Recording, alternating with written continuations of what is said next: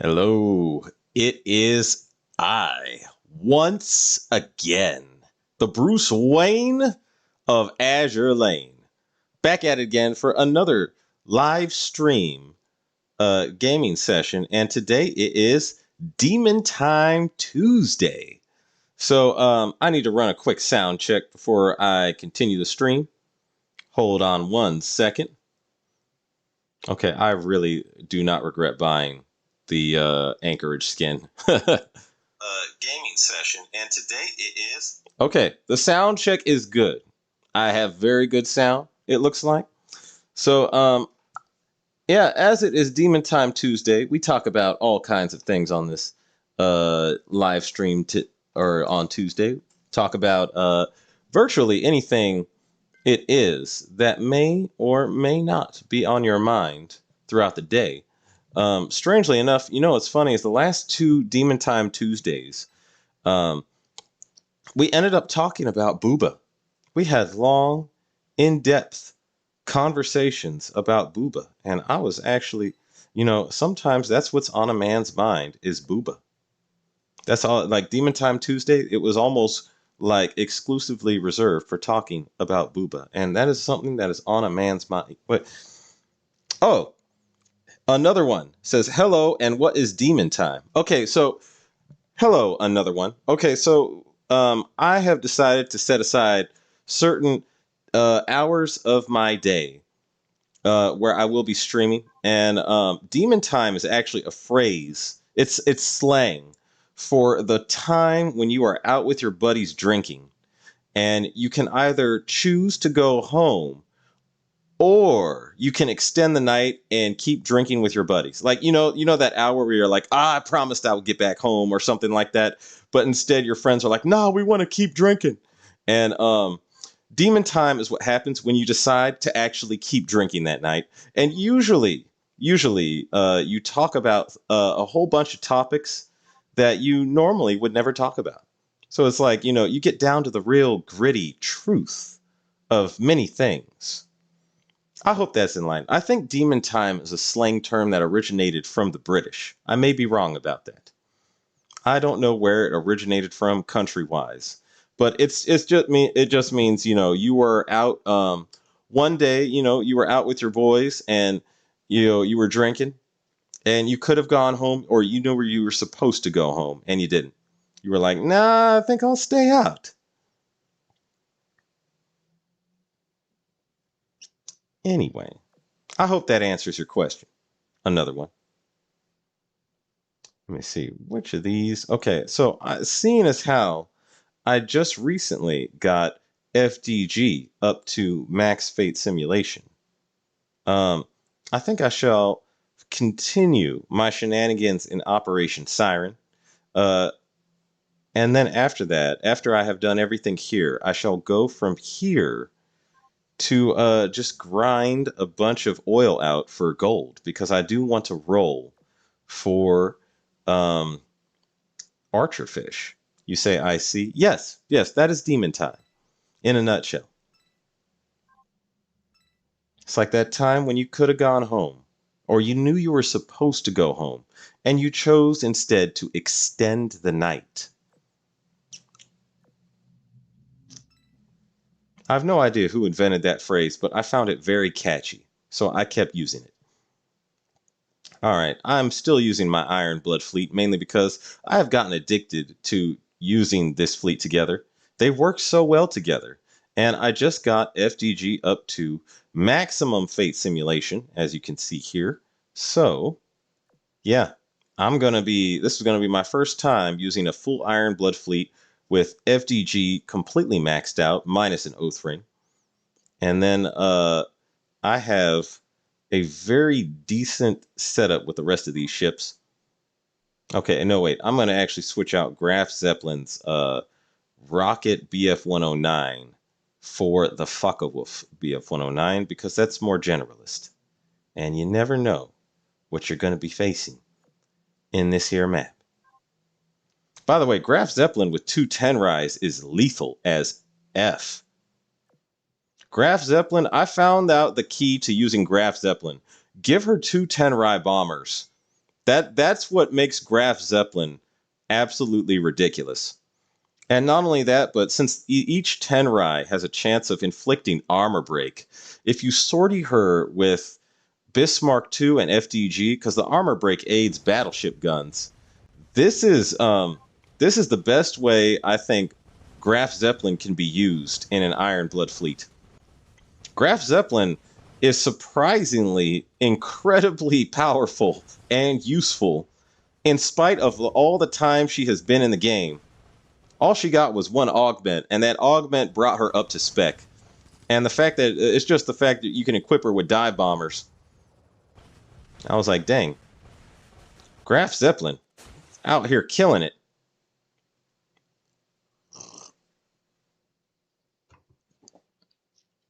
Oh, that reminds me. I need to turn the music on. Okay, so here's the thing. I turned the music off because last stream, let me see here. Okay, exit. Last stream, I found out that let's see, is this good enough?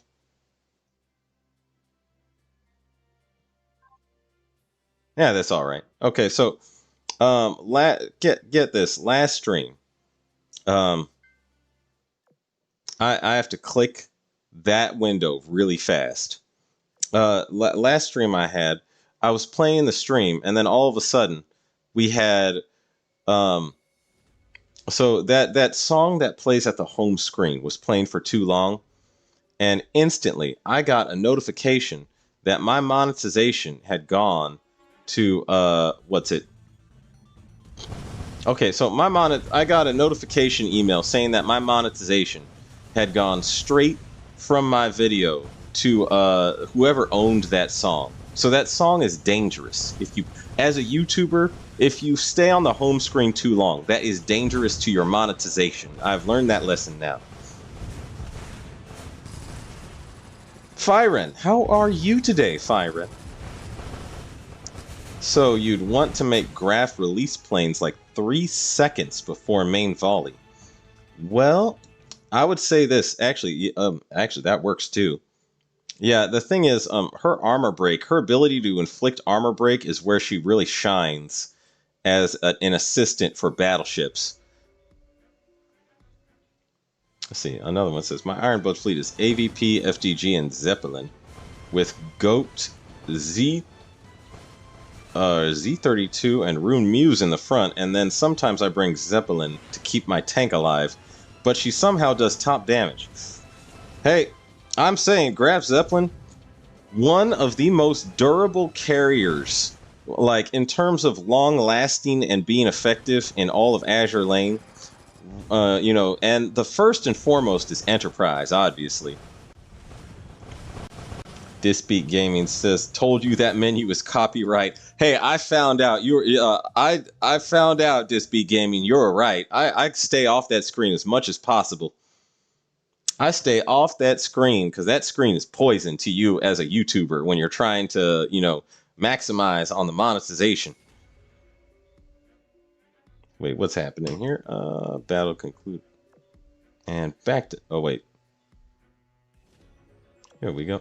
By the way, I've also found out, okay, so recently I knocked the Pancake Fighter, or not the Pancake Fighter, I knocked the HVAR Hellcat for Independence as opposed to the Pancake Fighter, and now I regret that, because I found out I've used the Pancake Fighter and the HVAR Hellcat in actual practice a lot, and what I've found is the first few times I tried to do my test with the HVAR Hellcat, I don't know what it was, bad luck or something, but I try it now, and it hits like a runaway freight train. Like, and it's not just that, it's also the burn damage. The burn damage, that hurts the enemy. I'm like, dang, I don't know what happened the first time I did tests with these, but apparently, I guess I didn't, something was wrong with the first time I did the test with these, but now I have gotten addicted to using HVAR Hellcats with Independence. She is pure evil to any enemy, and in PvP, the Vanguard turns into dust pretty much, because she gets 4 fighters at 150% efficiency, and they're all aimed. I'm like, and like all the ordnance is aimed very tightly. And I'm like, dang. Independence with HVAR Hellcats is evil. Almost evil. Hmm.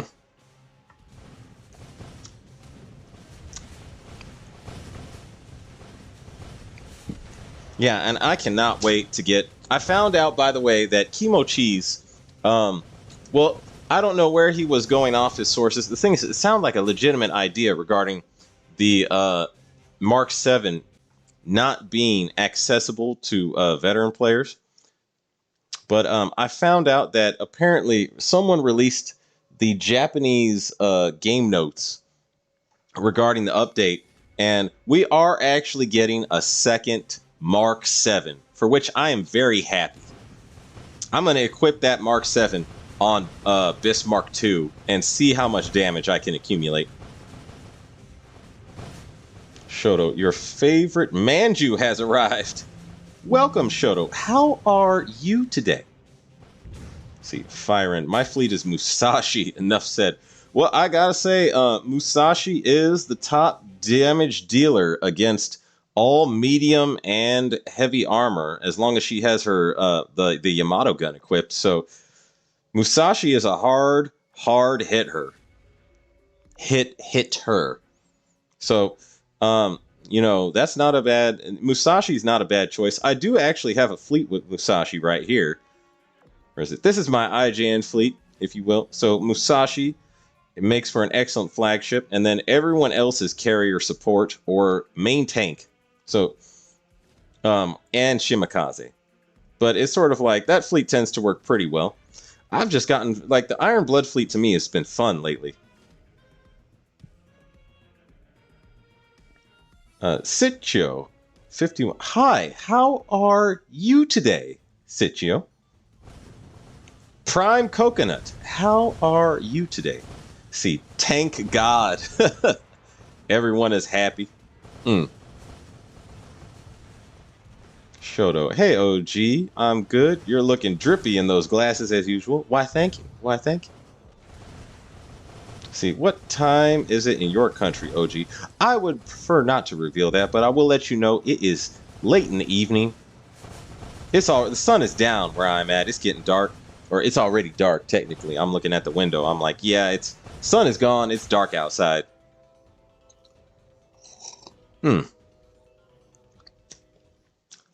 Prime Coconut, Iron Blood getting a lot of love. Doing well, man. That's good to hear, Prime Coconut. Yeah, Iron Blood. That whole event with Iron Blood basically brought them. Okay, this was the main problem with Iron Blood. Iron Blood, for some reason, they had like a whole bunch of UR ships, and none of them actually could match like the meta of a UR faction fleet from the other ships. So now, with the introduction of Bismarck 2, Iron Blood now is able to actually compete with all the other factions if you were to make a faction fleet to fight meta ships.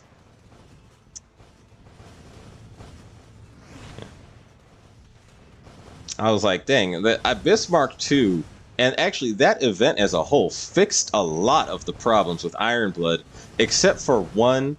Iron Blood still needs a solid healer. But in terms of damage, Iron Blood is doing well.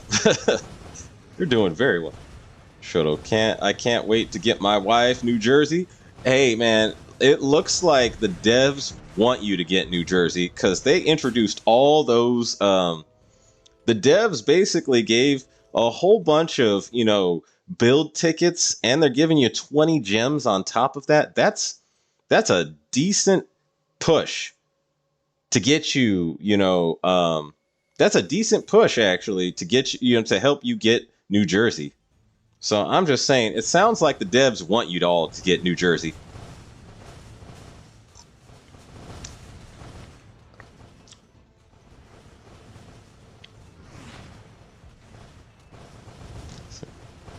Firen got Kazugumo. Now I just need to finish PR Haku and wait for Shinano rerun. I will be complete one day. That is actually a very good. Actually, that is my current IJN fleet right now, and it works pretty well. Kazugumo with Hakuryu and Shinano. That is a lethal combination. Let's see. Iron Blood needs a healer ship. This is true. That's what I was saying. That's the one major weakness of the Iron Blood fleet is they really, really need a healer ship. Like every major faction has a healer except them. And I know technically Jade heals a little bit. It's just her heal is random. She is not a reliable healer. That's the problem with Jade. Anyway, is Jade the only Iron Blood healer? Another one, yes. Yes, Jade is currently the only Iron Blood healer, really. Shoto, I still need Graf Zeppelin. I would say, okay, Graf Zeppelin. I would get Graf Zeppelin. Graf Zeppelin has remained surprisingly useful and durable throughout the entire time she has been in the game. She is, yeah, Graf Zeppelin is a solid carrier. Only for the Iron Blood faction fleet, though. But since she has been in the game, she has been powerful. And that augment basically brought her right back up to spec. So I'm considering, like, I have 2 oath rings right now I have not used. And I'm poking around, looking around at all the ships I could possibly give this oath ring to. And Iron Blood, I would say Graf Zeppelin is kind of at the top of the list if I was to give it to an Iron Blood ship. Even though I do have FDG maxed out at Fate Simulation. It seems to me like, I don't know, Graf Zeppelin. Well, Graf Zeppelin to me is more, I'll just say it, she's more of a my kind of waifu than FDG. I prefer, if I was to have a waifu and I could only have one more from Iron Blood right now, it would be Graf Zeppelin. That's just my personal preference. Sitio. Okay. Here in Italy is dark too. There isn't so much disparity. Well, yeah, you are right. You are right, Sitio. Let's see. The only Iron Blood ship that only supports well or your Vanguard Iron Blood is Graf Zeppelin, who only provides more defense but not healing. That's the thing. Like, since Iron Blood doesn't have a solid healer, Graf Zeppelin is pretty much the best alternative you could get. But like, she's the best alternative, and then she still hits like a like, her damage is still very decent if you equip her with 2 dive bombers, specifically the Tenrai dive bombers, and any of the rocket fighters. Like, she'll still hit decently hard, and she's great support for battleships. So I'm like, Graf Zeppelin. Graf Zeppelin, I'm like, I may give her the oath ring. We shall see. I am not a F2P player, but I have tried to be as close as I can to an F2P player as possible. Mainly because I don't like, okay, so if I actually spend money on a game, it's like it's a big deal for me, because I'm not someone who just, throws out a lot of money on games. I need something that I actually care about, that I can look back on and be like, nope, I don't regret that money.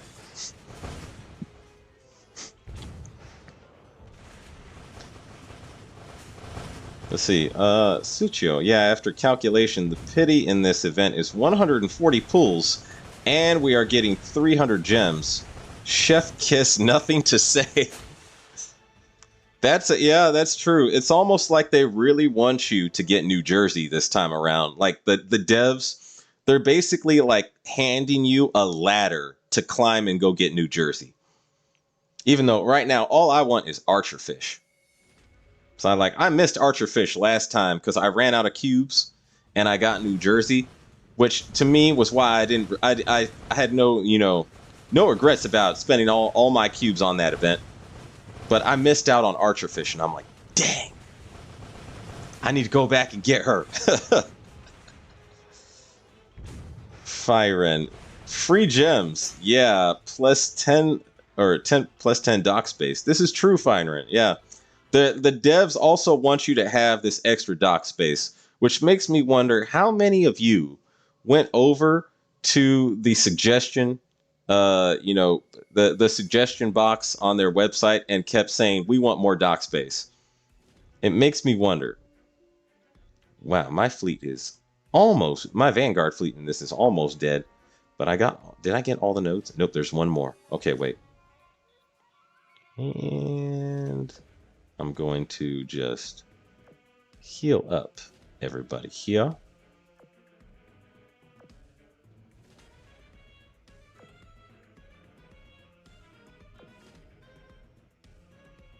And okay.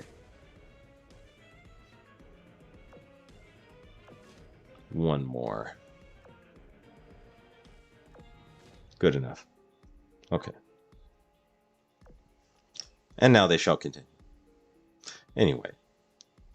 Say, yeah, those free gems are going straight to dock space. Shoto, that's me too, actually. I was like, I actually need to get some more dock space myself. I would benefit from that, yeah. And all those gems, I think, are going to go straight to dock space. Graf Zeppelin is the OG Iron Blood mommy. Prime Coconut, I can't disagree with that. I can't disagree with that. Iron Blood, you know what's funny is like, so there are only really two, I would say, out of all the ships in Azur Lane, there's only two, like, ship girls that are straight up hateful. And that is John Bart and Graf Zeppelin.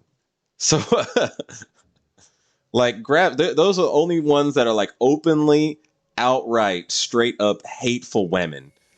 And I don't know, that has its own appeal to me in some way. I kind of like that. At least it's a very honest, very honest ship girls. William Arturo Huertes. Hello, how are you today? And you say, I want Eugen to step on me. You know, I mean, hey, understandable. Let's see, Shoto, World of Tanks. You know, World of Tanks. Man, I have not played World of Tanks in a minute. I can't go back to World of Tanks. I don't know what it is. It's like every time I play World of Tanks, it reminds me why I stopped playing World of Tanks. I had a lot of gear in World of Tanks, too. I was like, RIP World of Tanks. That game is kind of dying. Lieutenant Koro. How are you today, Lieutenant Koro? I dropped the F2P a little while ago. They really brought the ring package back, and I didn't have enough F2P gems at the time. Excuse me. And now I got enough for a couple skins, so that's a win-win. Oh, that's good. Oh, what skins are you going to buy, Lieutenant Koro? I'm curious. If you, like, when a person breaks out of F2P, that means there was something they saw that was worth buying. In fact, I will let you know exactly what that was for me. That was Biluxi's skin, where she is sitting in the back of the car and the fireworks are out behind the window. Empress in the Silk Sheets. That's what her skin is called. That was the skin that actually made me change from F2P to, okay, I'll spend money on this. Anyway, so Sitio51. I've asked for an entire rework. Metas, DR, and PR ships should have their dedicated dock slot. You know, I agree with that. I get a little... Okay, it annoys me that if I want one of these, PR ships, instantly a dock space has got to go. And I'm like, dang, but you have to get the ship. You know what I mean? It's almost like mandatory to get the ship. Not mandatory, but I mean, if you get the ship, you know, you can't just, what's the word? It's like, if you get it, you can't, I don't know. It just makes sense that you should have an extra dock space for those ships. It just makes sense to me. It totally makes sense. Yes, thank you for asking them for that, Sitio, by the way. See, Disbeat Gaming, I had... Oh, wait, leaves the zone? Okay. Wow! Graf Zeppelin cleaned up. Or not Graf Zeppelin, but my Iron Blood fleet cleaned up. Okay, very well. Dispy Gaming says, I had to get more space since it seemed I had 7 slots open, so 10 pool was a nightmare. Actually, that would be frustrating as F. 10 pool when you only have 7 dock slots. I could see that. Suchio copies too. Oh, okay. That'll be interesting.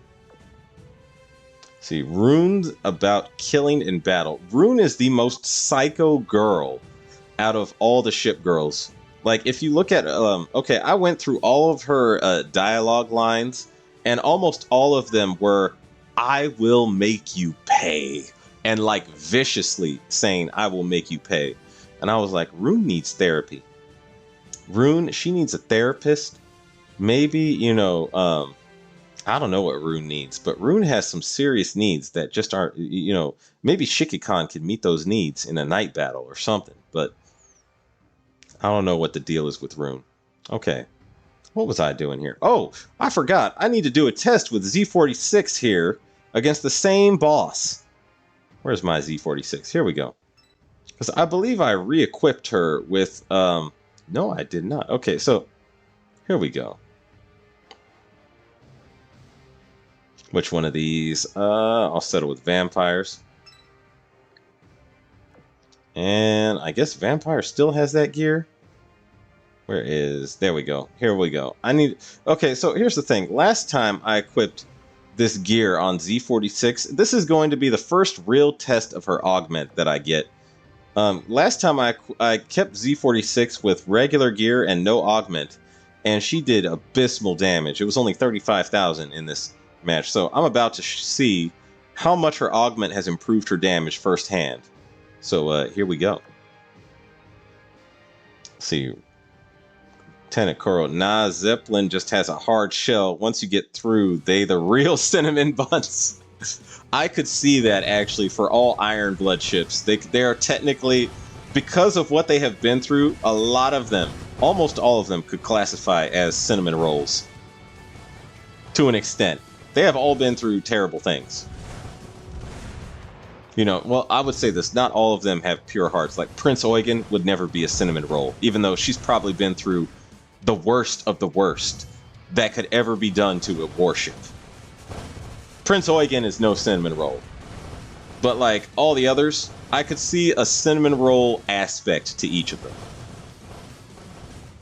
Let's see, Feinrin, there's like 650 ships, and you get around 350 to 400 for free dock if you manage free gems well.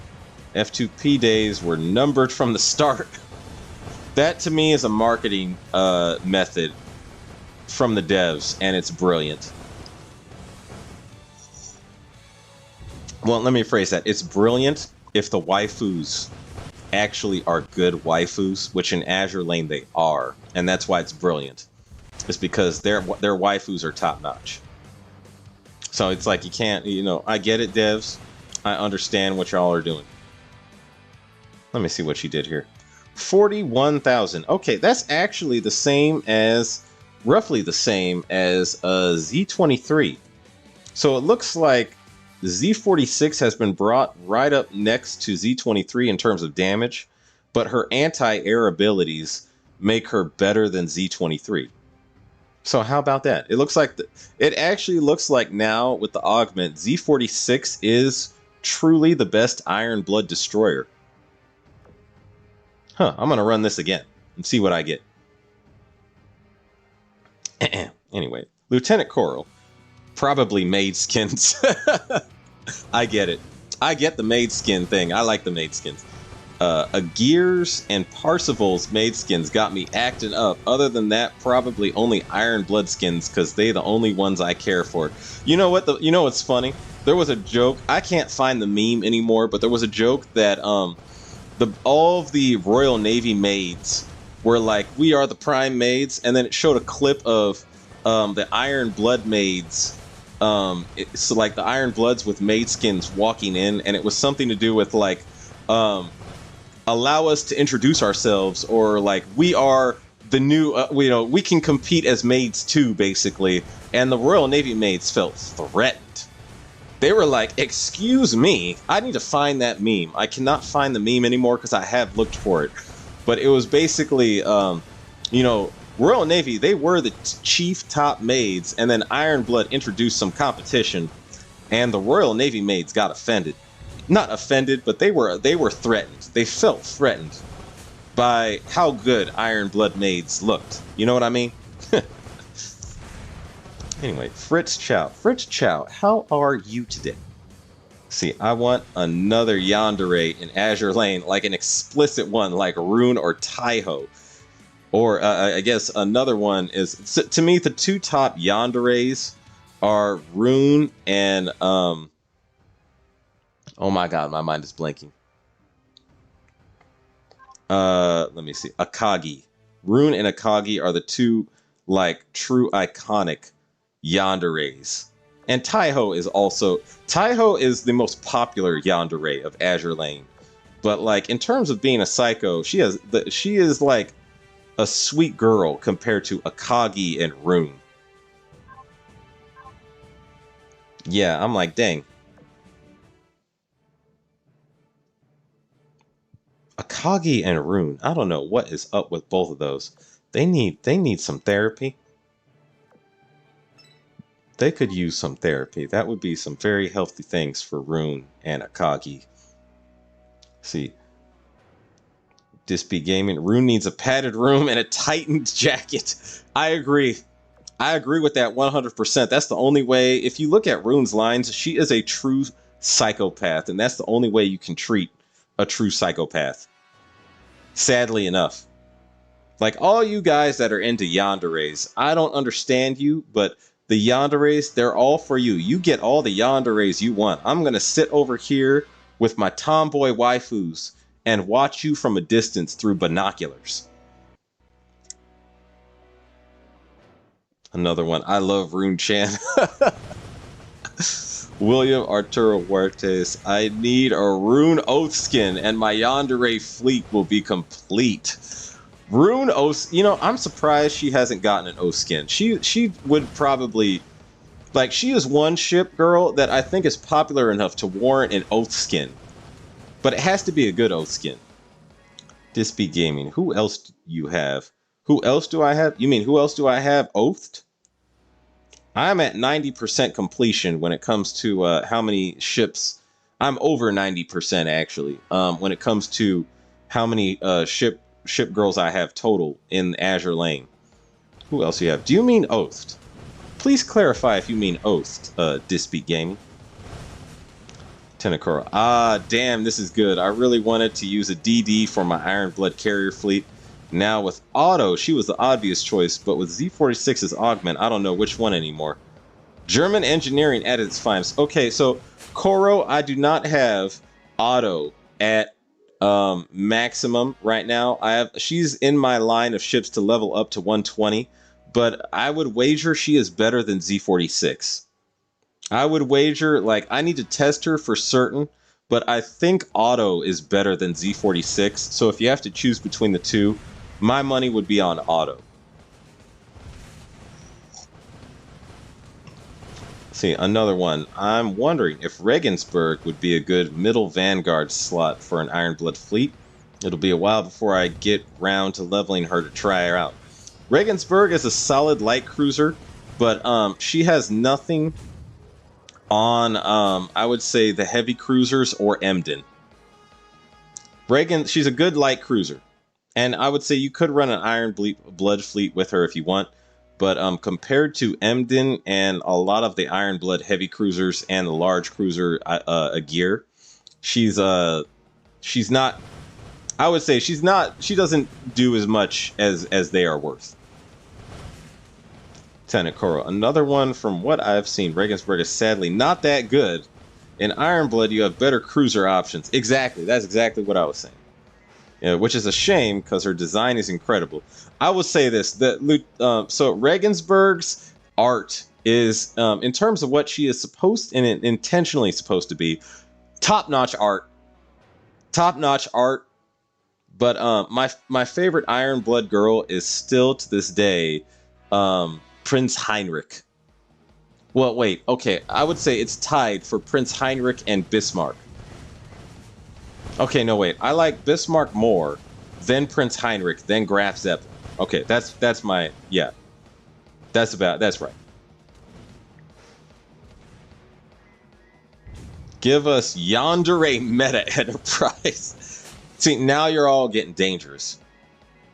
Firen, that's a dangerous idea. Enterprise as a Yandere is something that's actually scary. See, lol, Rune is beyond therapy. Count 0. How are you today, by the way? Yeah. See, Dispy Gaming, Akagi's not really full yandere. If you read through her story, she's okay with you seeing others, as long as you don't abandon her. Okay, so, I don't know. Here's the thing with Akagi. Others in that sentence does not include Enterprise. She's like upset that Shiki-Kan likes Enterprise. And I'm like, that makes me, sleep with one eye open tonight if I was with Akagi. I would watch out for that. Tenakoro, how unfortunate. Just be gaming. I was asking William about his yandere fleet. He looks of it. Enterprise Meta isn't yandere since she's been in the game for a while as Code G. Okay, Enterprise Meta does not strike me as yandere. She strikes me, okay, if you've seen the Azur Lane anime, she strikes me as a kudere. But like a mean kudere. I don't know. We will see when we get her, but she strikes me as a kudere. Like she is Enterprise, but completely cold-blooded. See, Count 0, I don't have Emden. Emden is actually very good for Iron Blood Fleet. She's one of the top choices, I would say. Yeah, if they do it, when they do a rerun, I would get Emden as soon as possible. So William Arturo Huertes, Akagi Muse, Taiho, Akagi, Rune and Rune Muse. Yeah, that's a tight Iron or Yandere fleet actually. Noriko, hello Noriko, how are you today? He says Regenberg best. Count 0 just returned to the game. It's a meme fleet only for laughs. I could see that. Yeah, you need one more just be game. More if you want to replace the Muse. Didn't Dishwasher did Heinrich's design? IG so. Okay, so hi, hello Arax, by the way. How are you today? And okay, I actually don't know if Dishwasher did Heinrich's design, but it looks like something Dishwasher would do.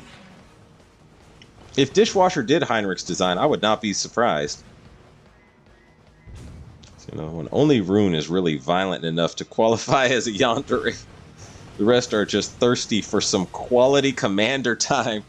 I don't know. Akagi has some lines that implies that she would be violent as well. But yeah, I would say this. If you're defining a yandere as extremely violent, I would say Rune and Akagi are really the two that qualify. Undoubtedly qualify.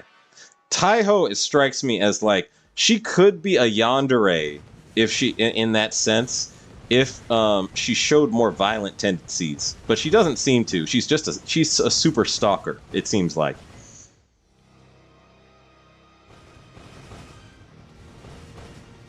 See, my favorites. Oh wait, my favorites are Eugen, Heinrich, and Mainz. Eugen is perfect because with skill issue and social stuff, there wouldn't be anything happening in a relationship. I don't know. Eugen strikes me as that girl that would probably play a bunch of games with you. Like, she is definitely a tease.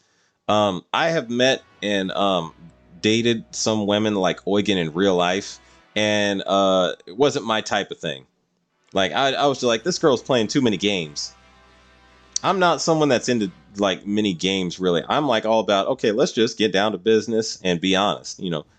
What is it you really want? Games to me is like Eugen seems like also someone who would tease you a lot. I'm like, I could understand a little bit of teasing, but Eugen, it seems like that girl who would definitely take it too much, too far. Eugen is not my type of waifu. My favorite Iron Blood waifu is Prince Heinrich, and no, my favorite is Bismarck. then Prince Heinrich, then Graf Zeppelin. Graf Zeppelin seems honest. Like, I know she wants to burn the world and everything, but that's honest to me. You wouldn't lie about that. You know what I mean? Let's see. William Arturo Huertas. I like the crazy faces that Akagi Muse makes as a secretary. She makes, actually, she makes some crazy faces. Akagi in general makes crazy faces. Wait, how many of these do I have? Hang on a second. Let me see. Storage. Okay, I need to get one more of these because I'm hungry for gold parts right now. I really, really want them gold parts. Oh, whoops. Did not mean to click that.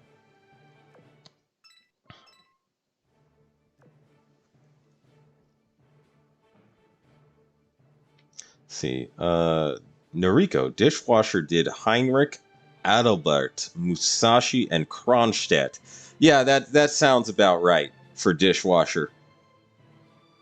I like, okay, dishwasher is actually one of actually he's my favorite artist for Azur Lane. I'm like, go dishwasher.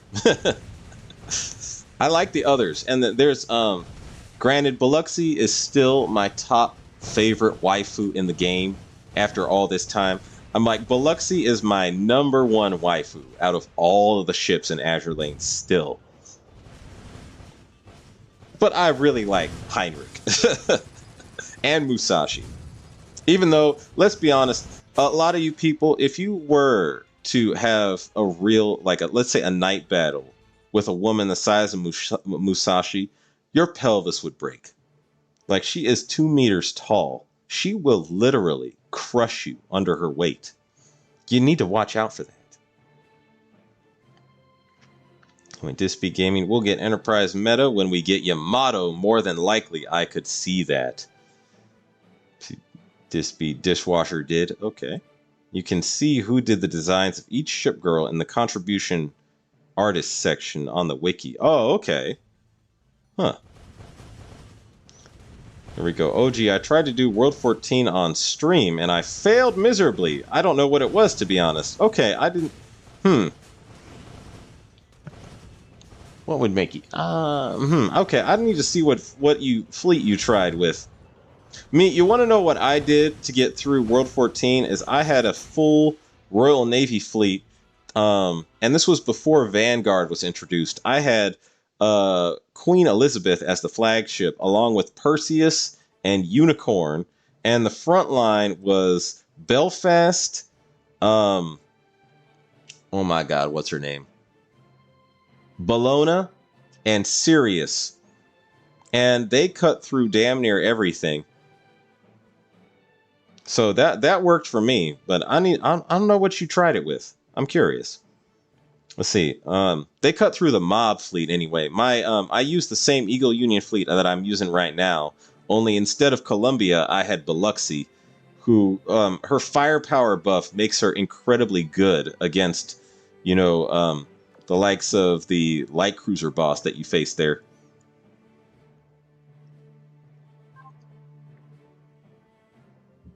Where was I at? Okay. I only wish Hanjo Ryata make a ship girl for Azur Lane. Hanjo Ryata. But with Eugen's games, you always know that it's going to end up in bed.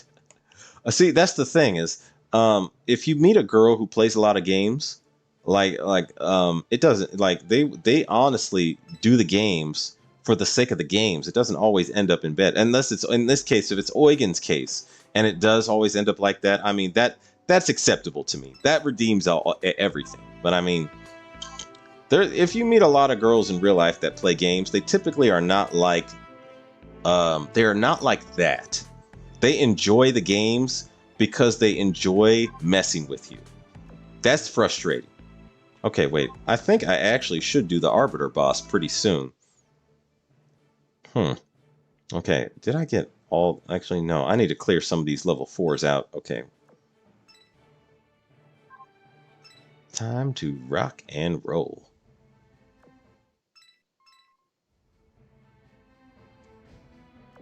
Anyway. Say currently don't have count zero. Currently don't have a lot of newer Iron Blood ships. Currently my KMS fleet is Bismarck Zwei, Frederick Grosse, and Graf Zeppelin. That's actually a good fleet. That's the fleet I use for my main fleet. Prince Heinrich, Mainz, and Leipzig Retro. Any suggestions? I would say this: if you don't have Emden, Leipzig or Leipzig Retro. Leipzig, I think. Leipzig Retro is actually a very good alternative. Also, if you can get Nuremberg, she's very good at anti-air. So she can get you through Worlds 12 and 13, all right. Rico, not my pelvis, you small boy. Okay, I am not a small boy. I actually... Noriko, you're incredibly tall. You are taller than me. But, I would say this, my pelvis would be fine. I actually do a lot of exercises and go to the gym, and I'm not short. I'm fairly tall. I won't reveal my exact height, but I will say I am taller than most men. I'm taller than the vast majority of men. I'm above average. Anyway, Kuro, I mean, being crushed by Musashi doesn't sound too bad to me. You know, I made a video on who is actually, that sounds exactly like what I was saying in my video. Some people actually, death by snoo snoo. It's like, of all the ways to go, your attitude is just, that's not a bad way to go. I mean, of all the ways to die, death by snoo snoo does not sound terrible. And I'm like, yeah, actually, at least your last moments on Earth would be nice. You know what I'm saying? I don't want to, you know, obviously you want to live as long as possible, ideally. But of all the ways to die, death by snoo snoo with the likes of Musashi, I mean, hey, you might as well go out like a soldier, right? Anyway, Kurabai, how are you today, Kurabai? What do you think of Seydlitz as a waifu? To me, is one of the cutest Iron Blood ships. I like Seydlitz. Not my top choice for a waifu, but I do like her design. Like, it's like acceptable.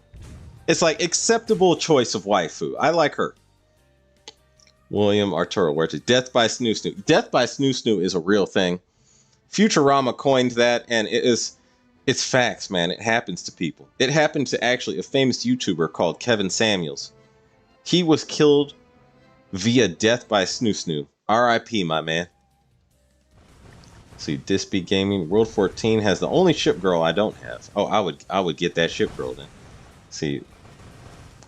Oh, Noriko, the artist of Biloxi was Power Bow, who also made Arkangelsk /HMS Revenge and Birmingham and Harbin, Princeton and Talon, and last U-1206. Really? Okay. I'm gonna have to thank that dude somehow. I don't know. I'll if there's a channel where I can reach him, I'll be like, thank you for making my top waifu in Azur Lane. Thank you for that info, Noriko. Yeah, Biloxi is still my favorite waifu in all of Azur Lane. Top choice. I'm like, my suggestion when I send suggestions to the devs is retrofit Biloxi, please to God. Give her a good retrofit too. S-Tech, message retracted. Gabe N. Oh, hello, Gabe N. How are you today? Says, just joined, sick glasses, bro. Why, thank you. For some reason, it's strange that I wear these glasses and the screen actually looks clearer. Like, more clear than without the glasses. And I'm not someone who wears glasses. Like, my vision is good. I'm like, this is fascinating. Interesting. Anyway, Count Zero got her. Wait, which her were you talking about? Oh, you mean Nuremberg. Okay, good. See, pretty sure Nuremberg is an event ship, right? If I die a natural death, it might as well be Snoo Snoo. Snoo Snoo is 100% all natural. Yeah, causes of death. Died via natural causes, aka Snoo Snoo. Sometimes you just gotta, oh, you know what's funny is I used to do stand-up comedy, and actually I still try and do some stand-up if I can, like at open mic night at some places. They don't pay me money or anything. I just go up there and say some stuff, you know, that sometimes makes people laugh. But One thing they were saying, one thing I said was, you know, if you die doing what you love, you know how it's funny that no one considers it a tragic death if you die doing what you love. Like imagine imagine a surfer. This was the example I used in my stand-up. Was imagine like a guy who basically was super passionate about surfing, and then a tidal wave comes, and he decides that because it's his passion, he's going to try and ride the tidal wave, and he dies trying to ride a tidal wave. You know what's funny is his mom will be on TV the next day, like crying her eyes out. But you know what she's gonna say when the interviewer interviews her? She's gonna be like, "At least my boy died doing what he loved the most." And I'm like, hey, if you love Snoo Snoo and you die during Snoo Snoo, I think that counts as the same thing. You should get the same treatment. It was not a tragic death. It was a passionate death. Obviously, you should live as long as possible, and I wish you all live as long as possible, and I will seek to live as long as possible myself. But I'm just saying. There was a famous philosopher who once said, find something you love and do it till it kills you. And if Snoo Snoo is it, I mean, more power to you. Firen, I want Asanagi to make ships. They make the best faces. Okay. Oh, Noriko, my World 14 fleet is for Mob, Unicorn, FDG, Chkalov, and Kronstadt, Ingram, and Udachi. I don't know. I tried to counter Kron's slowness with 2 DDs. Ah, that may... Okay. You need a better healer. Here's the thing about... You need 2 healers to get through World 14. You need 2 solid healers. That would be my best advice. Because I had to use Perseus and Unicorn. And the thing is... if you use Queen Elizabeth, who buffs the reload of all Royal Navy ships, she will actually speed up the reload of both your light carriers that are both healers and make your Vanguard virtually invincible. So that's how I autoed through World 14. So I would say this, you definitely need another healer. Shoto, Kevin Samuels, the GOAT. He was the GOAT. I will say this. I liked Kevin Samuels. I was like, dang, that dude is a beast. That dude was on top of his game. Count Zero. Does Regensburg fit in any KMS fleet? You know, here's the thing is Regensburg is definitely usable as a KMS ship. It's just there are so many better options for a KMS fleet in terms of both specifically light cruisers and heavy cruisers. And I would say in terms of destroyers, there are some destroyers with very good niche utilities that you could use. And because the Iron Blood fleets, if you use any of the heavy cruisers or Emden, who are very slow, a destroyer boosts up their speed, and that speed alone is of great utility, of which Regensburg does not give to an Iron Blood fleet. The Iron Blood fleet Vanguard setup is a little awkward right now, and Regensburg just doesn't really fit in anywhere. That's how I look at it.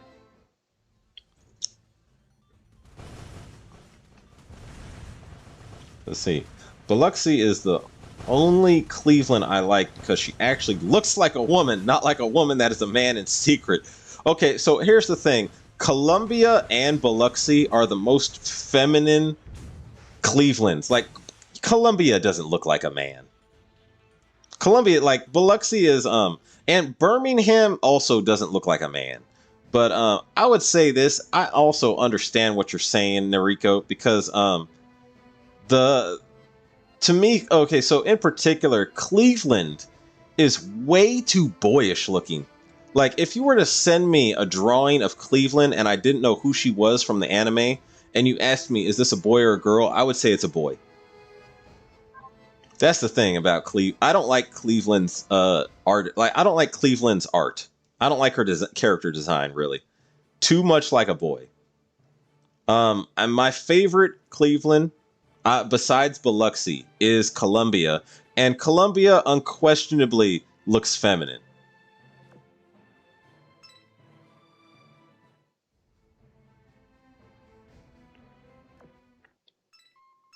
Also, Birmingham unquestionably looks feminine. I haven't really paid too much attention to Denver.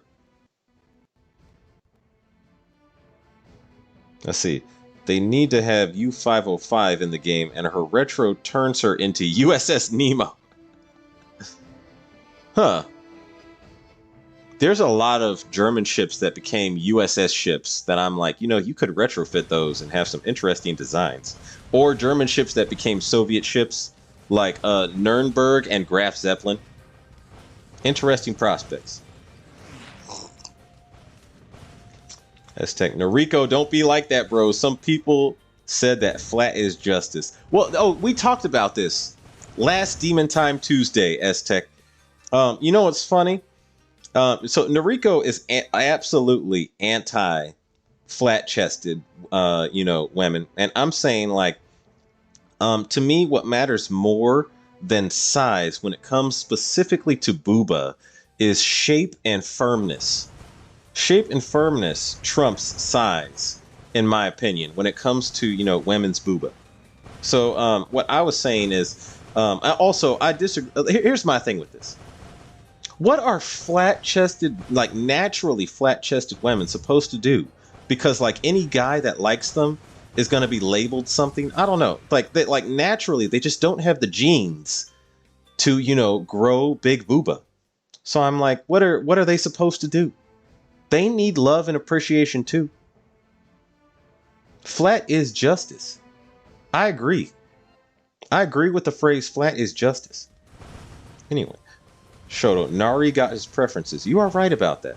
And Noriko, because you got your preferences, I mean, that's understandable. Every guy has his preferences when it comes to the size of booba. And Noriko, you are very honest and clear, and I respect you for that. you are very honest and clear about your preferences, and I'm like, that's an honest dude. See, Count Zero, my KMS fleet. Who should be the flagship, FDG or Bismarck Spy? Bismarck Spy. Noriko, so you say Queen Elizabeth.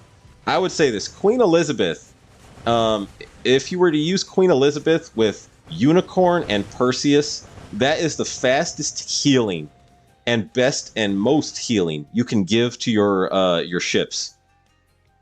Queen Elizabeth, because she buffs the reload of, she will buff the reload of your Royal Navy carriers. That's a lot of health. Using Unicorn and Perseus, if you got Perseus, that's a lot of health. Let's see, Gabe and what? We don't tolerate Cleve Bro Slender. Okay, I don't like Cleve Bro. I'll be honest. I don't like Cleveland's design. In fact, it's funny. Denver and okay, now I think about it. Denver, to me, she looks still feminine. She just looks like a tomboy that's kind of pushing the line. And then I would say Montpelier also, she pushes the line right up to the line. Montpelier looks too masculine to me as well. But Birmingham and Biloxi and Columbia, all very nice, feminine-looking Cleveland designs. They're just tomboys. Excuse me. This champagne is gassy. Okay. William Arturis Huertes. When World 14 launches, I didn't have Perseus. My mob fleet was FGG, Unicorn without retrofit, Aquila with fighter for extra healing, Drake, Shimakaze, and Udachi. That's a good lineup, actually. That'll work for you. The thing is, you absolutely need 2 healers and at least 1 ship that's very, very good with anti-sub. Right now, if I was to do World 14, I found out that you can equip Warspite with the anti-sub Swordfish Bomber, and that would work very well. So I would do I tried Warspite with the anti-sub Torpedo Bombers, and I would highly recommend any new player trying to do anti-sub to use Warspite and then also Unicorn and Perseus. That's a good lineup. Fire and Cleve is a true lad.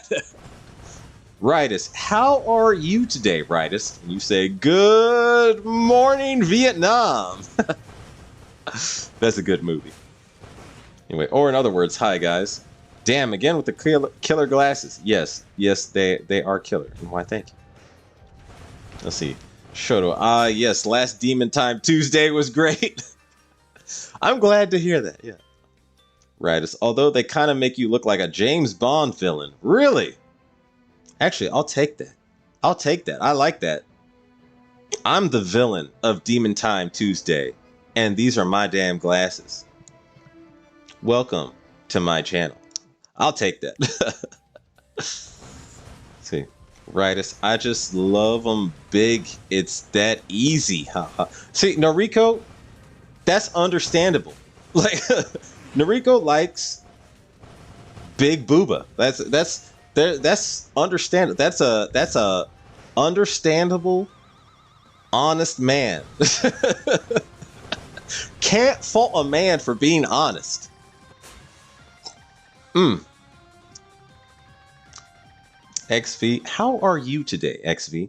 Say Cleveland is peak tomboy. Cleveland is peak tomboy, but she's too much tomboy. It's like there's a sweet spot. There is a sweet spot. That's all I'm saying. This be gaming. U-505 was stolen by a hunter-killer strike group and towed back to the States while under repair.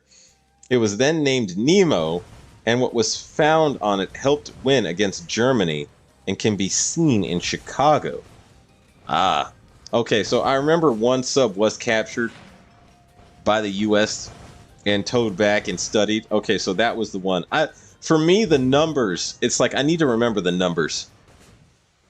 The numbers kind of jumble together a lot of the times of like a lot of World War II stuff I've read.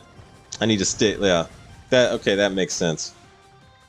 Noriko, how about Perseus, Queen Elizabeth, and Unicorn? That's a good lineup.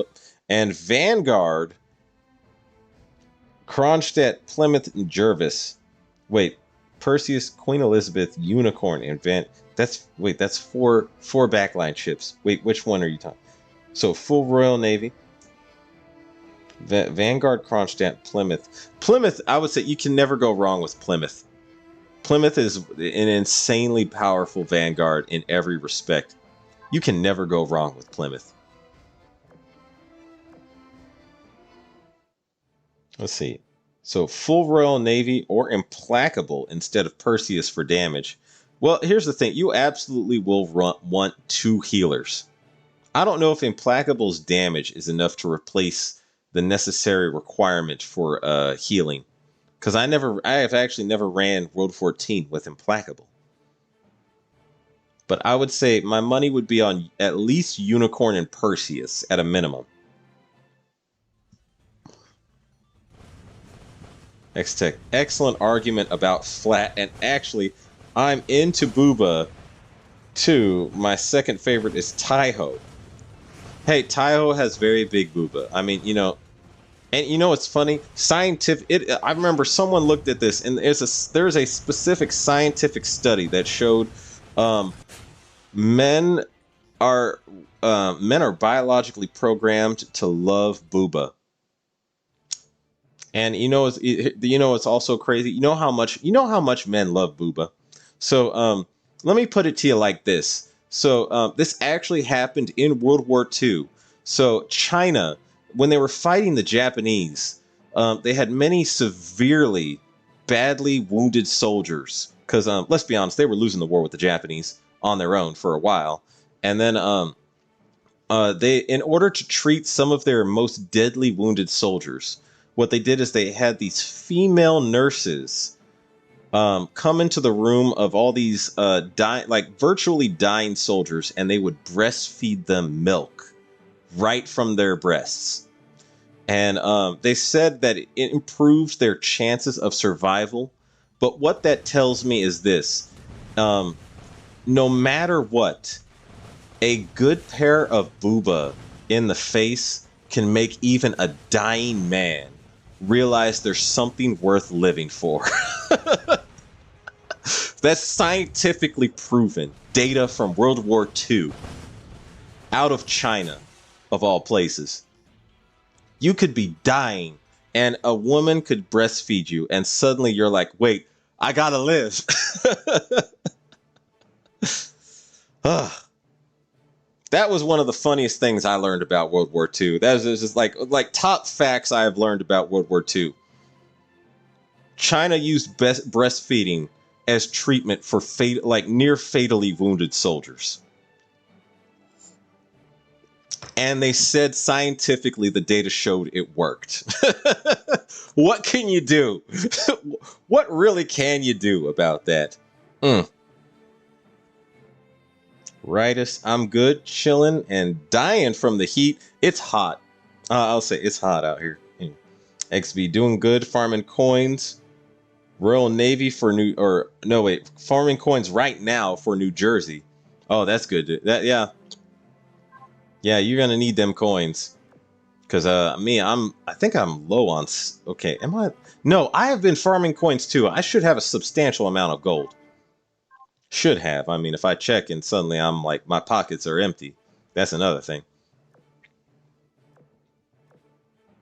Let me see tactics. Here we go. Let's see. Can anyone tell me the best way to farm coin? I would say this. This is my best advice for farming coin. Have a lineup where you can farm World 12, because while you're farming coin, you also want to be farming cognition chips if you can. And then clear out any map in World 12 or above as much as possible, as often as possible.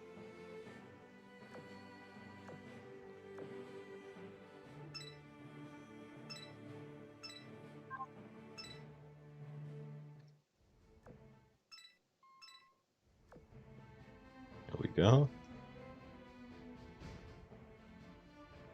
Let's see. I bought some new games, so I'll something to do. Oh, have something to do. Just waiting for the holidays to start on Friday. I'll be waiting all damn year for this. Or I've been waiting all damn year for this. Well, holiday is holiday, right, Rightus? Let's see. Counting zero. Doesn't Z46 have better AA than Nuremberg? I would say no. And that's because Nuremberg's skill boosts the AA of all your Iron Blood ships. But Nuremberg's AA, like in terms of actual impactful AA, Nuremberg is the top ship out of the Iron Blood. Let's see, Francisco Quezada. How are you today, Francisco? Do you need lab gear to do World 13 or 14? I did World 13 or 14 without lab gear. Granted, I did have the New Jersey gun. So, and that is better than lab gear.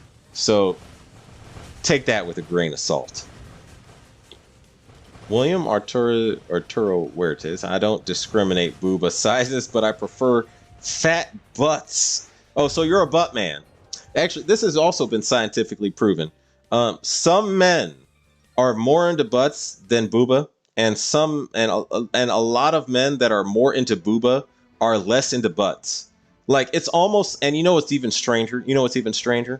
Almost always when you come across a girl with naturally, let's say, naturally small booba, a lot of them tend to have better looking butts than girls with naturally big booba. And a lot of girls with naturally good looking butts tend to have small booba. So it's almost like, I swear, there was a program in human genetics that somehow organized this in a way. I just can't prove it. This is all theory and speculation. Something in human genetics, call it God, the divine creator, or whatever you want. Someone organized this crap. It's like if you're into butts, more into butts than big booba, there's a woman out there naturally built for you.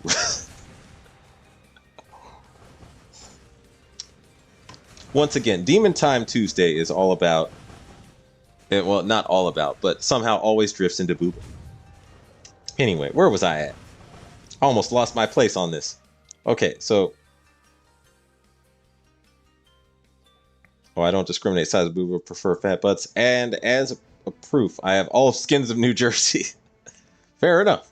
Let's see, XP, I've been playing for 2 years and haven't started World 14 yet. Lol. I have 90 times 120 ships, but I'm just chilling doing 12-4.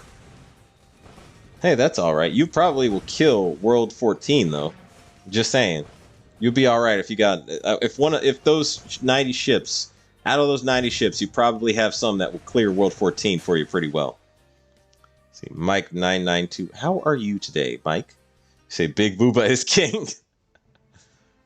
Ritus. I'm gonna quote you on that. Oh boy. Ritus.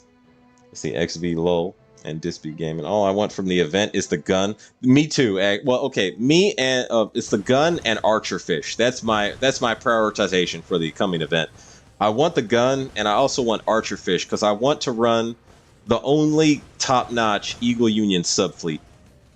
I prefer the Eagle Union subfleet to the Ironblood subfleet, but that's just because I have perfect Eagle Union Meowsifers and I am an Eagle Union main for very obvious reasons.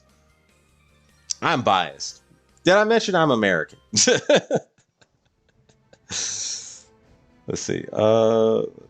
When you're abbreviating RN with Royal Navy instead of right now, you know you're in too deep. You're not wrong. You're not wrong, Dispute Gaming.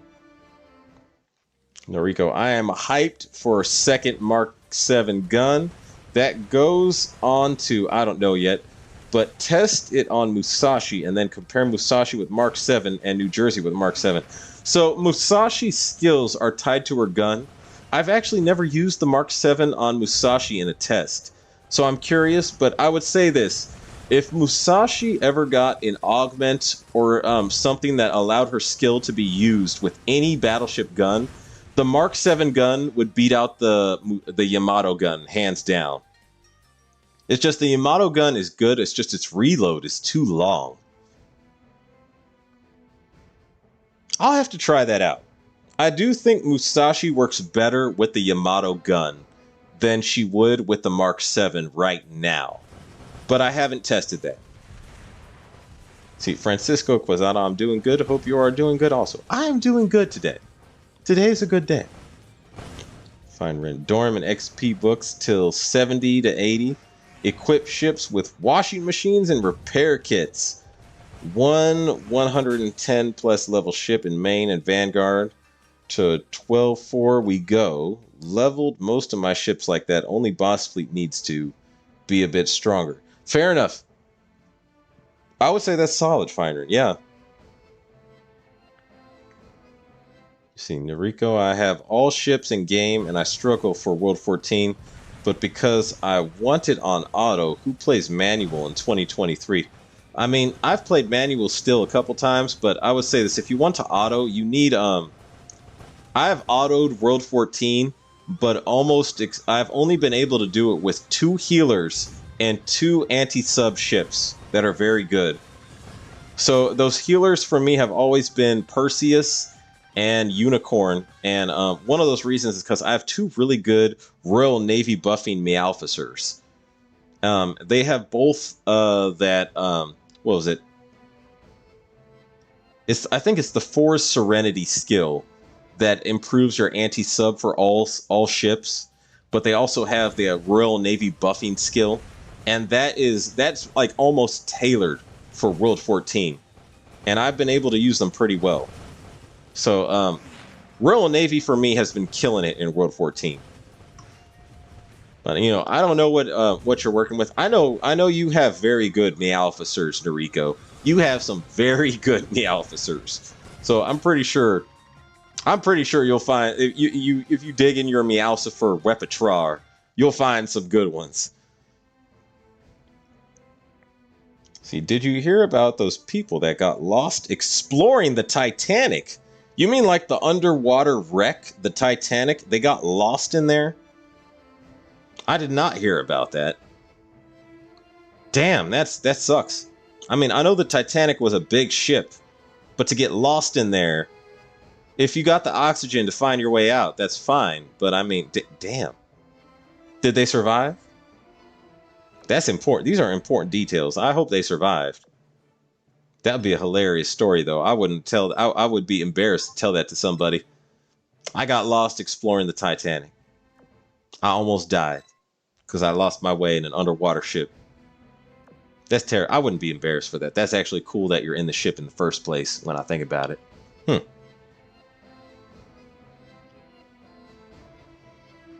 Let me see. Let's see. I mean, I have all ships in game. Oh no, it's pretty smooth. Byron says.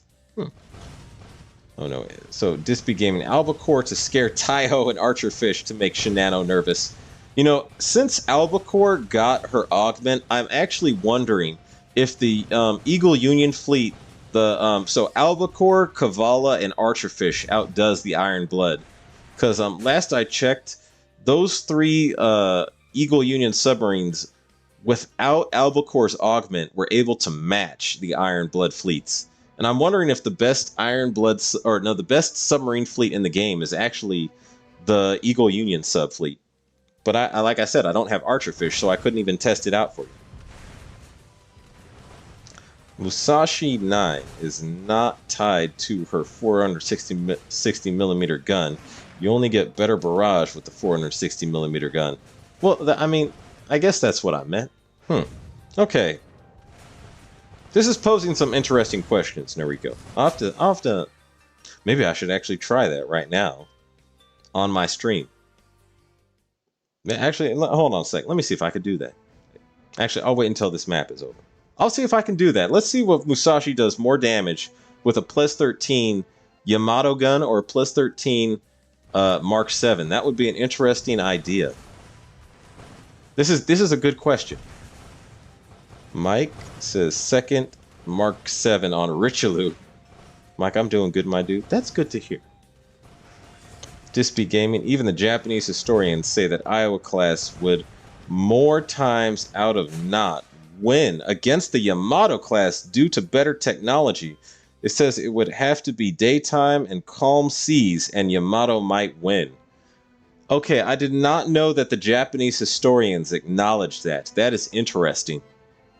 I do know Yamato, well, here's the thing. I do know Iowa at the time when she was introduced was like the most advanced battleship in the world. Like best radar, best fire control system, best everything. But Yamato's guns were the biggest. Like, in terms of raw power, Yamato was definitely better.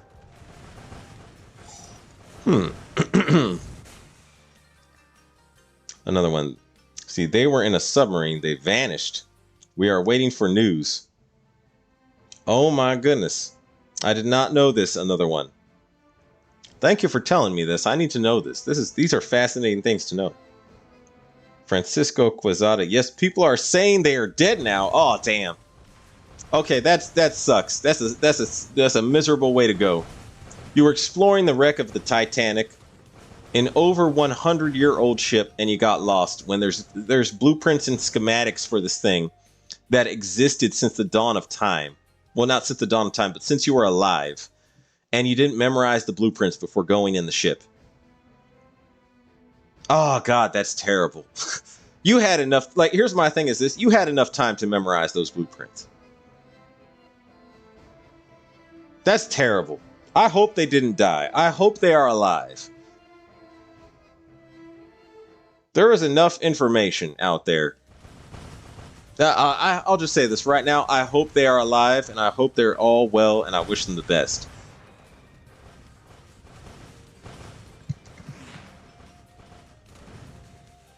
Let's see, XV. I've heard Ryuho is really good in World 14. Ryuho is oh, she's a healer. Oh, you need two. All I'm saying is this: for World 14, you need two healers. If you want to auto World 14, you absolutely need two solid healers.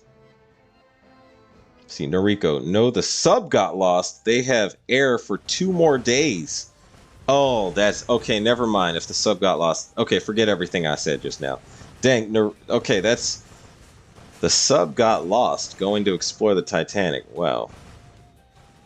Okay, then I don't know what happened to them. That's scary. I thought you said they got onto the Titanic and got lost inside the Titanic.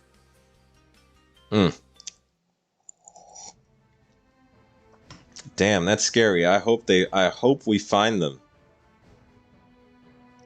By the way, it costs $250,000 per person to explore the Titanic with a submarine. Yeah, that does not surprise me. It costs as much as a house. Actually, I would say that's, I don't know, a house probably costs more now due to inflation, but that's, yeah, that sounds about right. XV. Mikhail Dark. How are you today, Mikhail Dark? Taiho Muse and Albacore Muse are the only two ships I'm missing for 100% collection. Oh, okay. Well, I wish you the best of luck in getting both of those. I bet they'll find a way to release those ships in some way. Like, they may end up in one of the shops. Disp Gaming. Power means nothing if you can't hit your target. That's also true. I agree.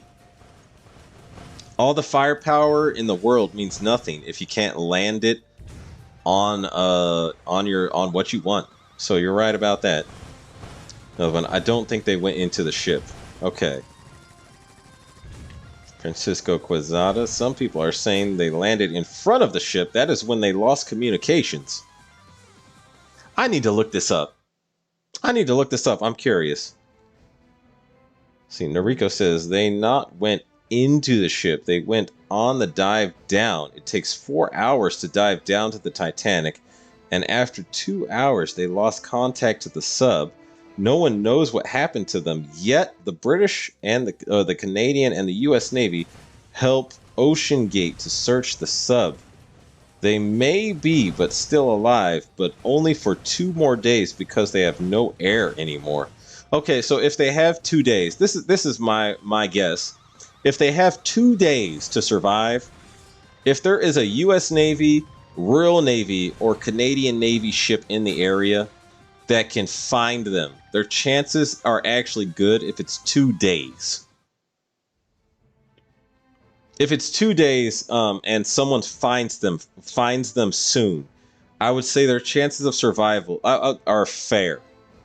Mainly because I don't know, we got plenty of ships in the Royal Navy, the U.S. Navy, and the Canadian Royal Navy that can move fast enough to the location as soon as they know it. But seeing as how they were going to the Titanic, which is a well-known location, I'm guessing someone's gonna get there within 2 days that can rescue them. Okay, these are interesting details to know, though. I didn't know about this. This is fascinating.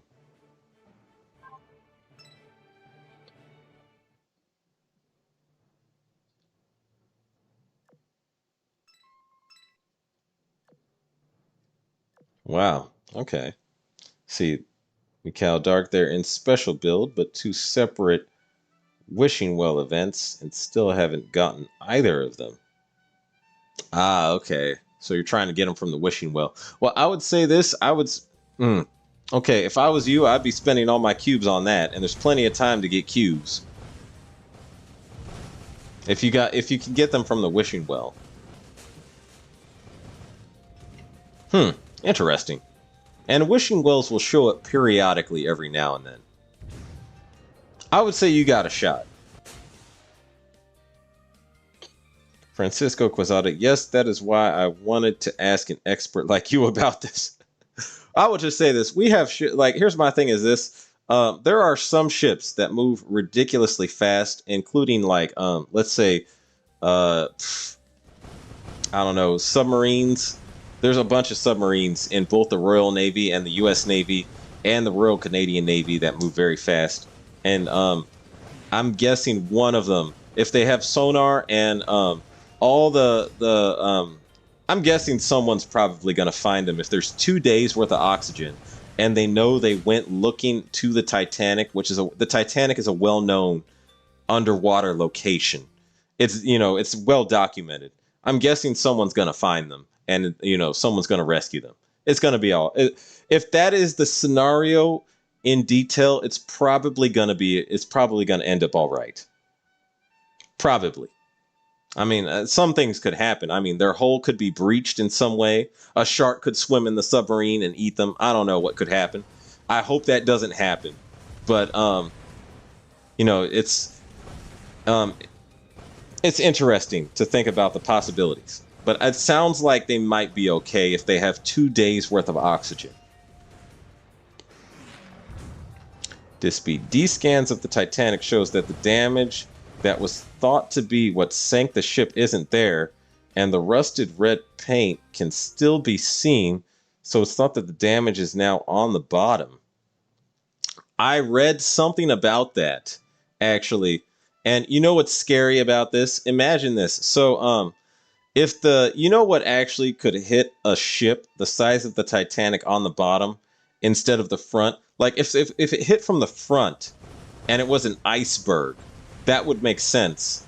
But assuming unless the iceberg just suddenly formed underneath the Titanic and rose up, because ice floats, and nailed the Titanic in the keel, directly in the keel, with enough damage to sink the ship, without somehow the Titanic rising out of the water on top of the iceberg.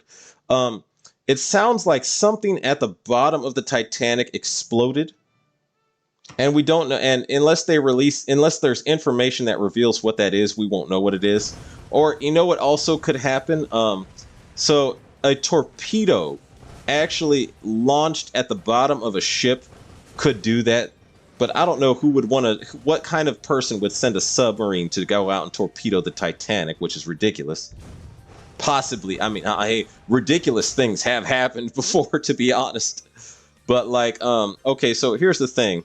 You know that during World War II, World War II, our submarines had torpedoes that were launched straight at a target and would impact that they would release their explosive upon impact. But it was during World War II that we figured out that the most crippling place to hit a ship was if you could detonate the torpedo underneath the ship to damage the keel of the ship. And that's why modern torpedoes don't actually detonate on impact. What they do is they're designed to go directly underneath a ship and blow up underneath the ship at the keel of the ship, which is basically, the keel is the spine of a warship, or any ship really. It's the first part of a ship that's laid down before you build the rest of the ship on it. And it's always it's at the bottom of the ship. It's a line that goes clearly on along the bottom of the ship from bow to stern. And we found out during World War II, via pure experience of launching torpedoes at ships, that you could detonate the most damaging torpedo hit on a ship is the keel. So if I'm not saying I'm not saying the Titanic was torpedoed, but I'm just saying if the damage came from the bottom of the Titanic and the damage was at the keel of the ship, a torpedo is a possibility. But also, it's possible there was already something aboard the Titanic that was explosive in nature and was resting on the keel that could have detonated and caused the Titanic to instantly sink. Because the Titanic did break in half when you think about it. And that's curious. That's very curious.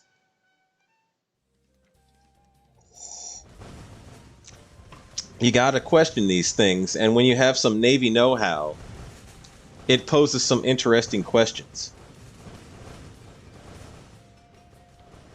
Anyway, so Mikhail Dark says it's kind of sad that no one is really talking about the Tirpitz being a monster now, with her new augment and Bismarck Spy for a triple Ironblood sister ship backline. You know, that's actually interesting because I've never tried Tirpitz with Bismarck Spy, but now I'm thinking I probably should.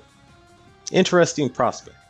So Dispy Gaming, when Olympic went over the area that her sister sank, the ship shook due to earthquake. That's an interesting idea. The Megalodon ate them. Okay, I love the Megalodon, or the idea of the Megalodon. I don't know if you saw the movie The Meg, but that's one of my favorite shark movies. I loved the movie better than above.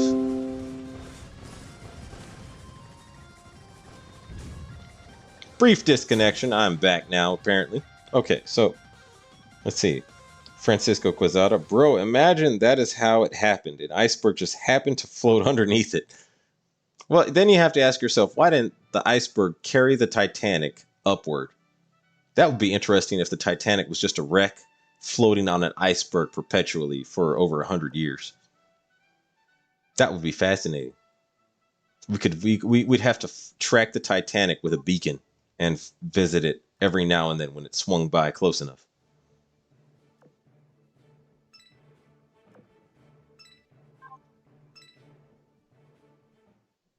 Man, doing all these corrosive level 4s, I'm like, dang, I need to clear these out. I'm trying to reach for gold parts, though.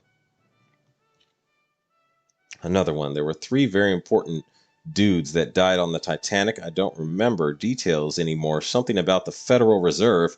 That's not good. Another one. After the Titanic went down, there was some major currency changes because those 3 dudes died. That's also not good. I mean, here's the thing. I know people get made fun of for being conspiracy theorists, but lately there have been a lot of conspiracy theorists that have been more right than the people making fun of them. I'll just say that. See, Noriko, the keel of the Titanic is in perfect condition, as already proven by Ballard in the 80s, so no need for conspiracy theories. Okay, fair enough, Noriko. Okay, understandable. Noriko, the damage made to the Titanic was the iceberg, and it made small holes on the side like a Morse code, nothing at the bottom. The Titanic already, for 1912 standards, had a double bottom. Okay, fair enough then.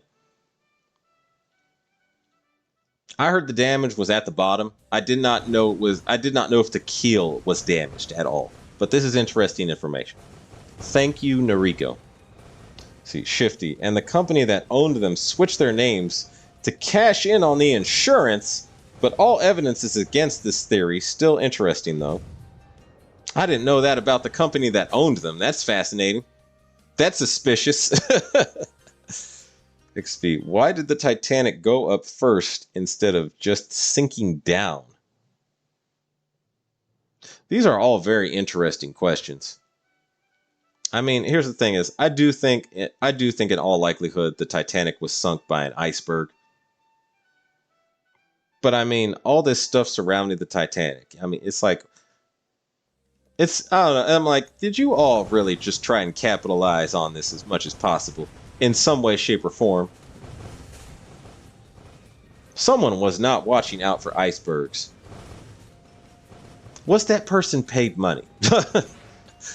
Now I'm just going full conspiracy theories. But you have to at least pose the question. Because not posing the question is worse than, asking the question in the first place. Feinrin, water? Just water.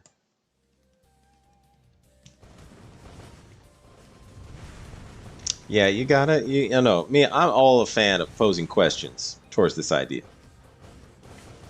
I do think in all likelihood, though, the Titanic was sunk by an iceberg, mainly because Captain, the crew just was, slipped up. And that's a sad way to go. That's a very sad way to go. Mikhail Dark says, I mean, the hole who sank the Bismarck has been debated for decades until recently when it was proven it was scuttled. Got to look at things from all angles to find the truth. That's exactly what I'm saying. I agree wholeheartedly. Exactly. Pose every question possible, seek an answer, accumulate the evidence, and come to the most likely conclusion. Noriko, the gallant crew really tried everything to save Titanic, and after they knew it's over, to get her afloat as long as possible. Also, I missed one. So the Titanic also proved to be really nearly unsinkable, as all other ships normally sink in about minutes, but Titanic sank in after 2.5 hours. Okay. I did see the movie Titanic recently, by the way, and yeah, I'm like, that is actually one okay, so that movie was not perfect, I would say, but from what I've read, it does seem like the crew was competent and knew what, and mostly competent at least, except for hitting the iceberg. And it does seem like it was just a tragedy. It's like it was almost like, okay, the best I can describe it is like the freak accident of ships. And Titanic being the size she was, the idea that she could be sunk by striking an iceberg is also, at the time, it seemed ridiculous, and understandably so. But I mean, hey, it was the freak accident of ships. Titanic is to me one of the most unlucky ships in the entire history of naval ships in general. Say any ship that has ever sailed the seas.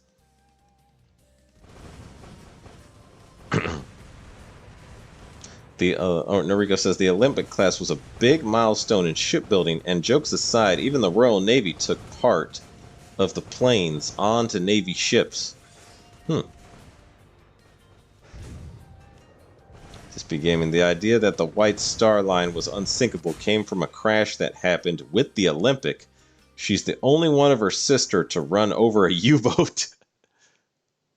Yeah, Olympic. I've read some of Olympics history, and Olympic was like I don't know how to describe her, an invincible Hulk. She was like the Hulk of warships. Hulk smash. You know what I mean?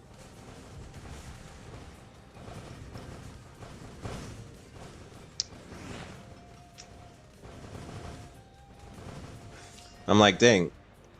If you did not tell me anything about the Titanic and then showed me the history of the Olympic and then said that the Titanic's, the Olympic sister sank from an iceberg, I would probably be a little bit baffled.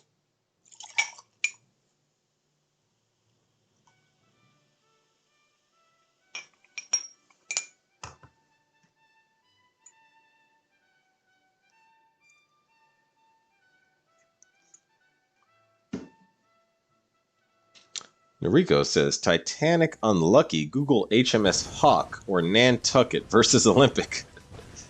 Okay, HMS Hawk and Nantucket. Okay, I need to look up these. For Technica, Titanic is quite a lot smaller than modern cruise ships now. Modern cruise ships are ridiculously big now. Like, a modern cruise ship is pretty much a floating city. I've seen some of them. I have not, ever been on a modern cruise ship, like going on to sail, but I've just seen them from a distance. Someone, those are for like, millionaires and billionaires just fooling around with their money.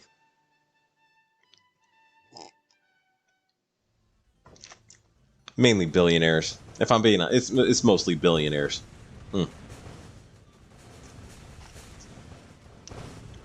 See, Fineran SSR repair ship Titanic. Standard healing and 15% damage reduction at the cost of 8% evasion. That would be interesting. I'm wondering if they're going to introduce Olympic into Azur Lane. Because I could see Olympic being in Azur Lane. Someday I really want to go on a big cruise ship, but it costs a lot. So, see, to me, this is the thing. Cruise ships, a trip on a cruise ship, it costs way more than it's worth. Like, do you know how many places you could visit and go and live in nice, like not live, but like, stay in nice hotels for the same price it takes to go on a cruise ship? That's the thing to me. I'm like, there's so much the amount of other things you could do in terms of like actual value and adventure. A cruise ship just wasn't worth it to me. But that's just me personally. I mean, some people apparently find it nice or find it worth it. Francisco Quezada, I'm a fan of cruise ships from afar. Yeah, me too. Me too, man.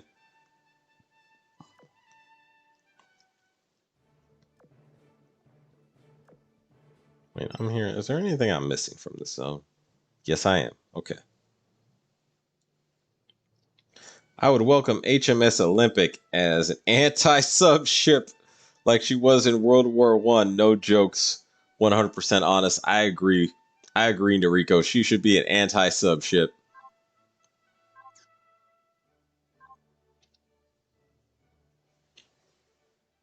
How about this? The ship that receives no damage when the subs reach your main fleet. Or your whole main fleet receives no damage from subs whatsoever when subs reach your main fleet. That would be a fair skill for Olympic to have. I could see that.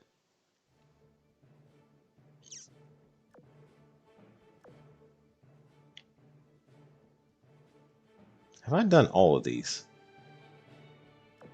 Already? Wow. Oh, no, wait. One level 4 left.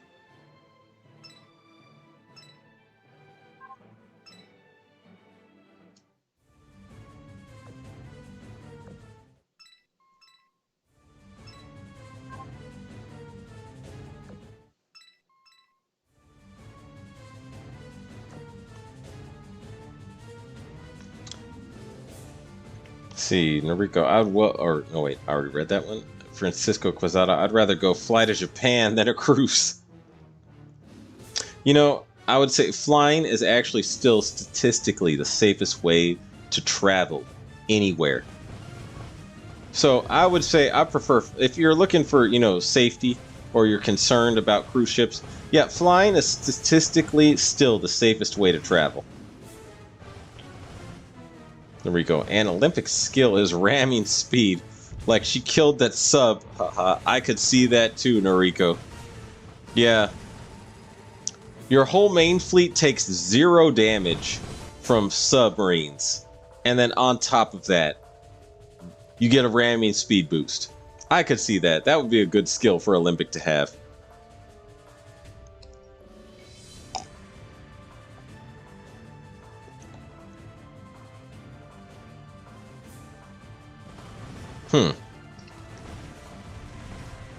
Yeah, she would have no guns, though, now that I think about it.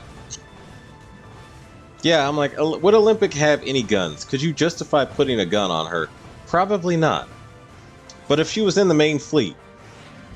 Actually, no. If she was in the main fleet and had no guns, it would be appropriate.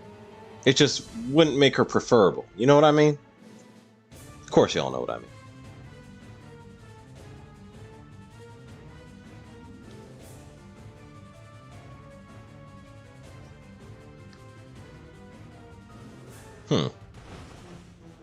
I also particularly think Olympic would have Big Booba.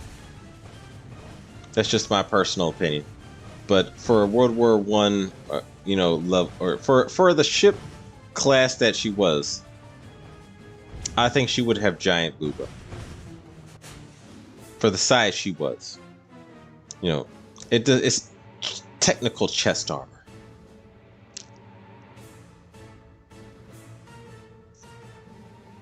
See, Olympic has some small guns on her deck. Oh, okay.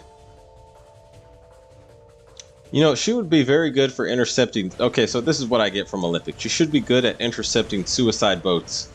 She should lower or eliminate the damage that your main fleet takes from subs reaching your main fleet.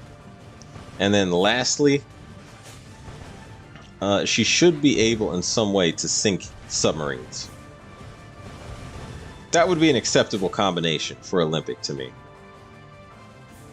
XP, big ship equals big boobas. I have a theory about the booba in Azur Lane. This is only a theory. I'm wondering if the size of... Because, like, Vanguard is technically a battleship. But she has small booba. And I'm wondering if the size of the booba is actually distinguished between the size of the ship or the armor of the ship relative to the class of the ship. Or maybe that's the gross tonnage. The gross tonnage of the ship versus its classes of ship. So Admiral Hipper, who I guess is lightly lightly armored compared to, or lightly equipped. Her weight was less than Prince Eugen or her sister ships. And she is, let's just say, a flat-chested waifu. I wonder if that's how it's judged. Who gets the big booba in Azur Lane? These are some serious questions. We must know.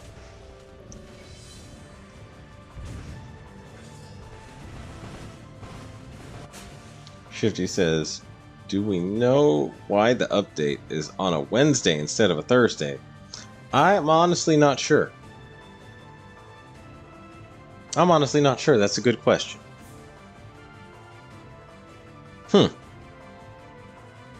Fascinating idea. Why is it on a Wednesday instead of a Thursday?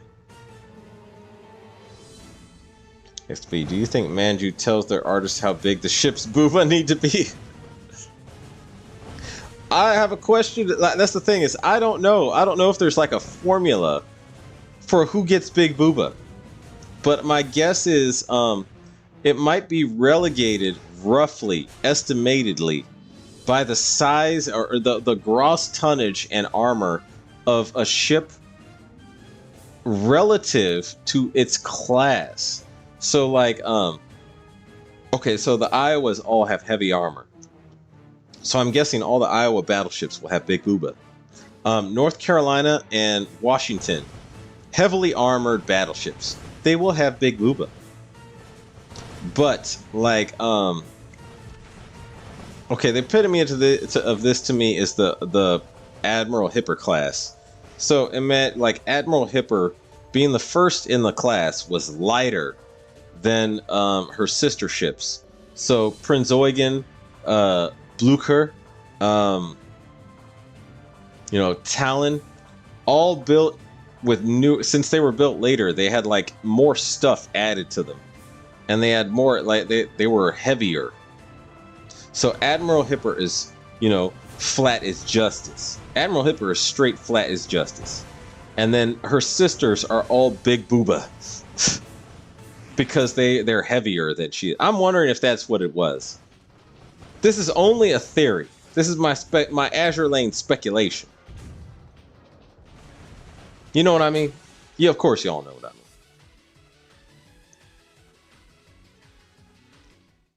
See, Shifty, do we know why the... Oh, no, hold on a second. Yeah, but surely all the artists aren't that into World War ships, lol, so Manju has to tell them.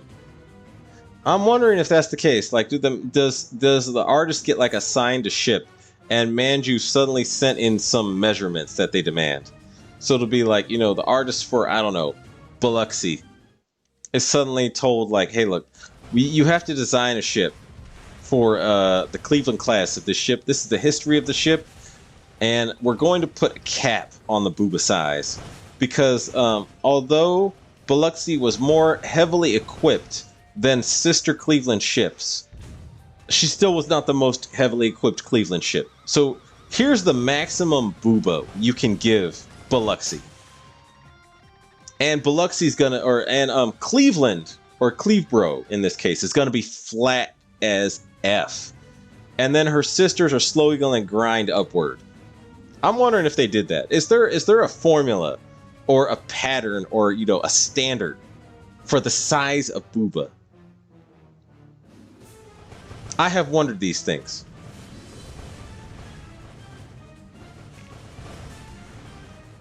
See, yeah, but surely all the artists aren't that... Oh, wait, hold on a second. Shifty. Apparently, the bow of Eugen and Blucher are curvier than that of Hipper, and that's the reason. Really? I did not know this. That's interesting. XP. Noriko, in Dishwasher's case, he came... from Cancol. So he knew already, and he already made long ago some prototype Azur Lane Yamato and Musashi, and Azur Lane came to Dish and asked. So apparently Dishwasher is a legit World War II history buff. That's actually doesn't surprise me. I'm like, Dishwasher, you did well with all your designs so far. So That would not surprise me with regards to Dishwasher. Like I said, I hope he is the artist for USS Texas and Yamato. But I'm really hoping he's the artist for Texas, and I'm really hoping he decides to make her a cowgirl. USS Texas would be an appropriate cowgirl.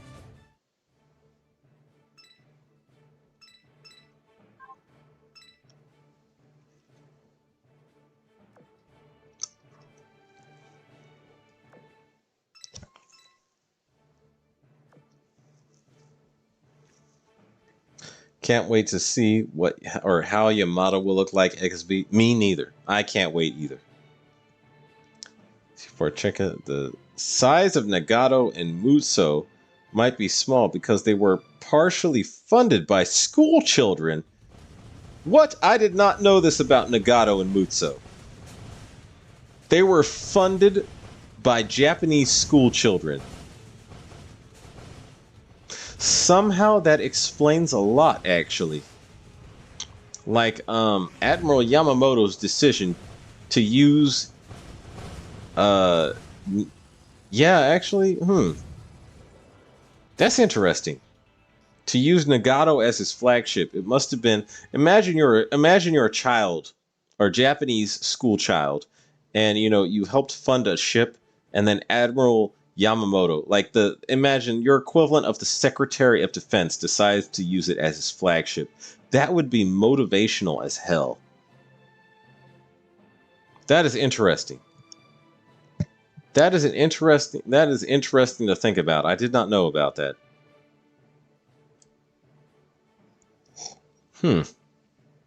That would be inspiring.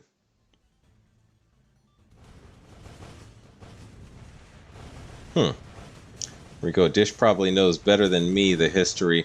I'm sure he is quite on Drachinofel's level.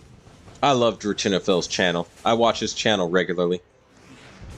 See, he even knew the true design of the P-class German cruisers. Dang, Dishwasher apparently knows what he's talking about then. Okay, I have mad respect for Dishwasher now. That's good. That's good. This is the right person you want to make the art for Azur Lane shipfoos. This is the person you want. Go Dishwasher. That's all I have to say about that. Thank you, Dishwasher, for your wonderful Musashi design and Prince Heinrich design. Dang. Admiral Yamamoto was, for me, the smartest World War II admiral, bar none. He predicted exactly how World War II gonna be before it even happened. He also said how it's gonna be before Japan and that they awoken a sleeping dragon. Or I think you mean sleeping giant. But yeah, the quote is attributed to Admiral Yamamoto, but there's actually... Okay, from what I have read, there isn't... and there is like... no one has... entirely like officially quoted Admiral Yamamoto with that quote. But yeah, it's like the whole we awoken a sleeping sleeping giant and filled him with terrible resolve. That was a quote that is loosely attributed to him. To me, okay, so I have the two generals that I look at as extremely inspirational from World War II, first and foremost is General Patton, for many reasons. So General Patton was General Patton from World War II. I don't know if you're not American, you probably don't know him. But General Patton was basically this guy saying,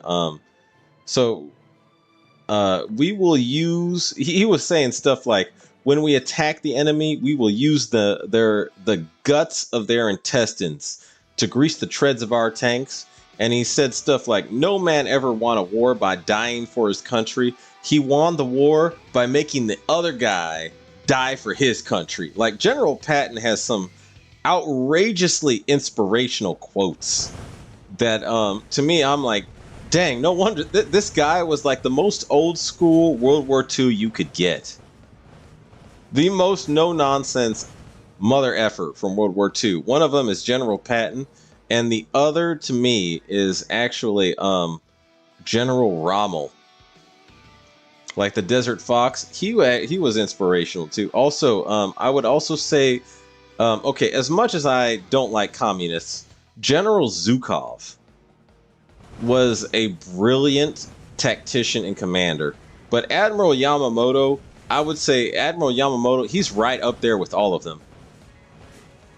Me, I'm like, you know what's crazy is I actually look back at these World War II generals and admirals, and I have like even from the the technical enemy side, Japan and Germany, I can look at them and I see like if I read their history, I find nothing but like absolute respect for who they were and where they came from. Cuz I'm like, these guys, they truly were the greatest minds of their time. And if you look at a lot of the people that we have running like countries today or in leadership positions today, it seems to me they don't even compare to these old minds from World War II. Like General Patton specifically. General Patton was like,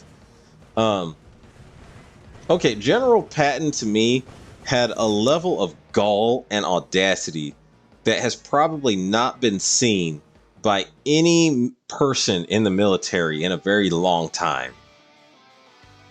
General Patton had like balls made of titanium.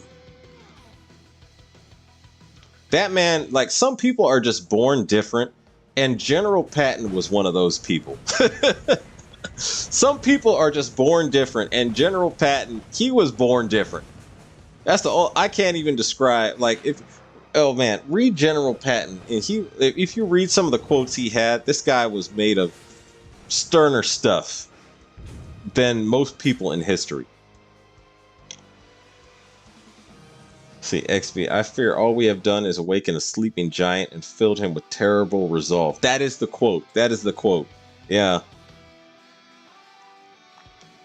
Let's see, Noriko, my favorite U.S. general is and will always be Ulysses S. Grant. Forever. He was the OG of OG in the OG Valley. you know, you know, okay, the American Civil War had also some incredible badasses. It also, like, to me, and I say that on both sides. They had, like, if you just look at, oh gosh, I feel like, what's funny is after I studied the American Civil War by myself, I honestly started feeling like my history classes at both my major institutions of study that I went to, I felt like they robbed me. Because I'm like, man, you mean to tell me there's all these stories of these like people staring straight up death in the face and laughing at it, like legitimately laughing at it, and just being like, I know what I'm gonna do. And you didn't deem this worthy enough to tell me in history class. My history teachers, like I love my history teachers from actually my history teachers in particular from my college. I have to give them credit because they didn't hold anything back. There was two major teachers from my college that actually did not hold anything back, and I give mad respect to both those teachers. But it's like every teacher I look at before I had them, I look back on and I'm like, damn, you left out a lot. I'm like, you left out too much. There's so much stuff in here that I would have included in the curriculum if I was a history teacher.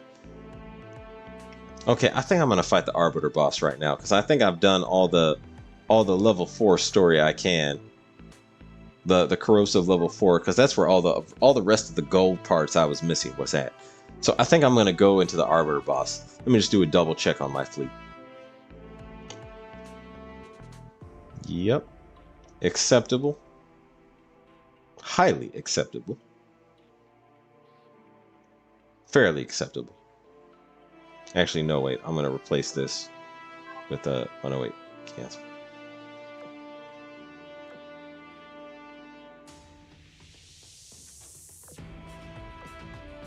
There we go. Fair enough. Okay. Good enough.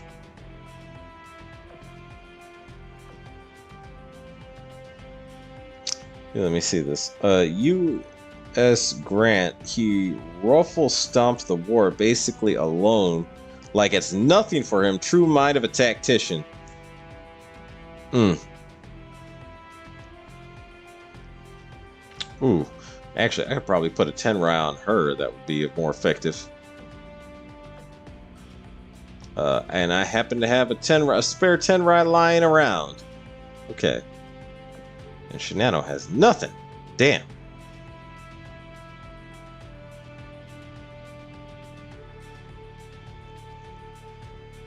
Okay, I'm gonna add this here.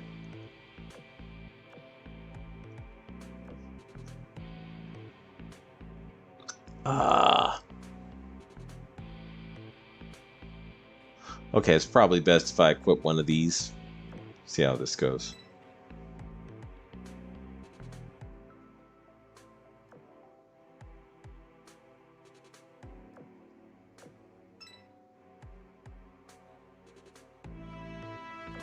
And equip. You will definitely need that.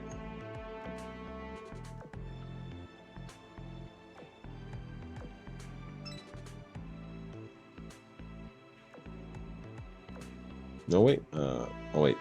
Can I enhance this? This needs to be enhanced. Okay, wait.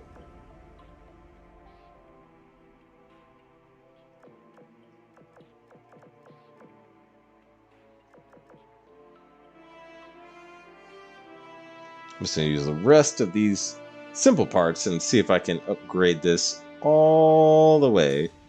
Okay, I have enough of these. I have way too many of these, actually.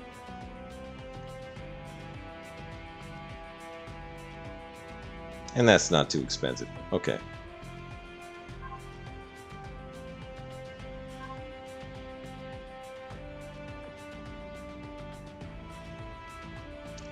I always take extra care to prepare for the Arbiter.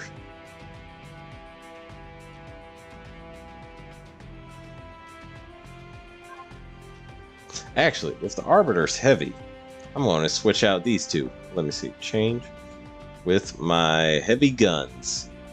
Heavy armor guns. There we go. Oh, no, wait. Not you.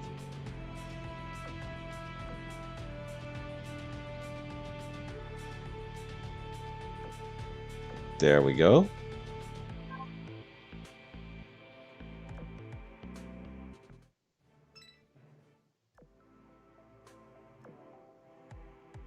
And I believe, yeah, my Eagle Union fleet is already at maximum. Okay, they're good. Okay, this is good. To the Arbiter I go. There we go. Also, yes, Yamamoto was the only one who said in everyone's face that building the Yamato is a dumb idea and that they need more carriers and modern technology. See, Yamamoto, to me, was the most brilliant Japanese mind of World War II. Like, Yamamoto was brilliant. Because he was like, we need carriers, and it's true that in the Pacific, in World War II mainly, carriers were the #1 thing that mattered the most. And it's funny, is Saburo Sakai, who is the most famous, or if you're American, infamous, Zero Ace pilot, specifically was saying that Japan needed to invest in a new carrier-based fighter because the Zero was simply not able to compete against the F-6F Hellcat. So Japan, they did have brilliant minds. It's just they either didn't have the resources or the ability to meet the demands. I'm like, dang. Me being American, of course I'm biased and I'm glad they didn't have the means to meet the demands. But it's Okay, let me see. I think they're well equipped enough. Okay, this sounds like a solid team up. Me being American, I'm glad, you know, they lost. For many obvious reasons.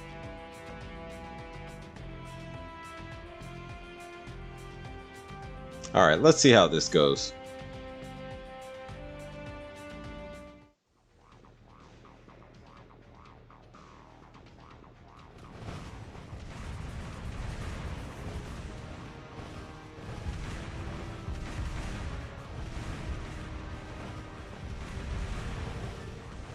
Rico, it wasn't the recourse alone, it was also the Emperor and the old mindset of many High Admirals that they still believed in old tactics and didn't want to change.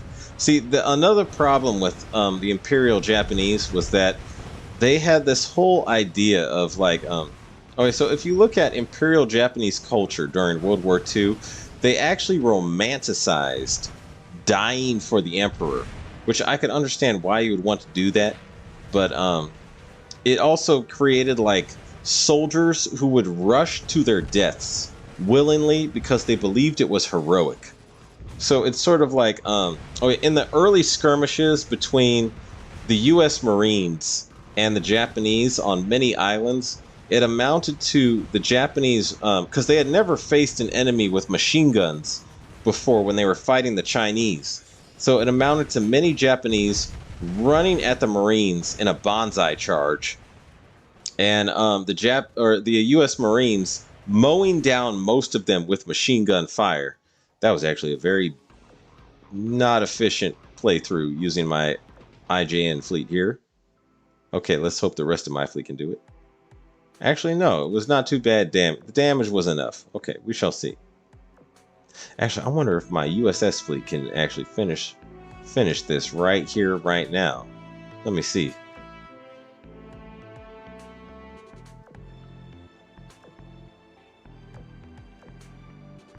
Wow.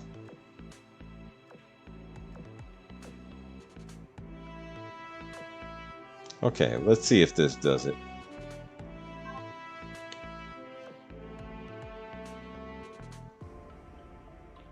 Anyway, so the Japanese during World War II, in the early stages, a lot of them would charge the enemy, and that was a lot of how they won a lot of the skirmishes with the Chinese, because the Chinese didn't have machine guns. So if you charged the enemy headlong, basically a few of your people would die, and then once you got in close, you could just cause all kinds of, you know, devastation and death. But with the U.S. Marines, that wouldn't work because the U.S. Marines had machine guns, because, you know, they had fought in World War I. So they knew the devastation of machine guns, and they equipped a lot of units with them. And although they were older 30 caliber machine guns, it was still effective at mowing down a bunch of Japanese running at you. So the U.S., if you look at a lot of the initial skirmishes, it's mainly Japanese running at Marine units and just getting mowed down by machine guns. And then they changed from that later eventually, because they figured out what the problem was. It's just they lost a lot of people in figuring out the problem. That seemed to be a lot of the theme of World War II Japan. Like, if you look at the way Japan lost a lot of their World War II aces was when they came across, when the U.S. Navy introduced the Hellcat, which had vastly superior performance to the Wildcat. A lot of Japanese aces died treating a Hellcat like it was a Wildcat. So if you were in a Hellcat, you could max out the throttle and outclimb a zero. The Wildcat couldn't do that. So a Japanese ace pilot who had shot down many Wildcats would use the Wildcat, or would try and basically drive the Wildcat into a climb, and when the Wildcat stalled out, they would turn around and just shoot it down. Well, that wouldn't work for the Hellcat, because the Hellcat could outclimb the zero, and then once the zero stalled out, the Hellcat pilot would just turn around and shoot down the zero. So a lot of Japanese ace pilots found out the hard way they were dealing with and the fact that the Hellcat and the Wildcat look very close from it, like from a distance, they look very similar. That did not help Japanese Zero pilots at all. So, yeah, a lot of stuff. Like, to me, the one thing the U.S. military was very good at during World War II was seeing a need to change and then rapidly adopting the change. And it seems like the Japanese were, that was the Japanese, Imperial Japanese military's weakness. They were not good at adopting change.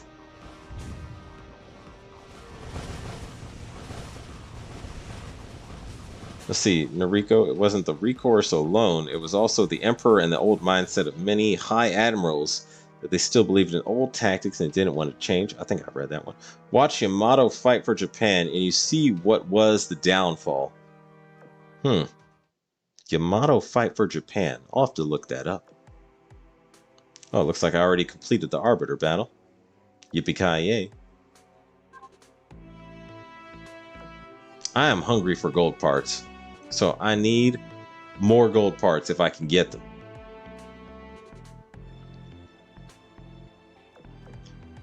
See, Mikhail Dark, there was serious infighting with the Japanese Army, Navy, and Air Force over resources and people.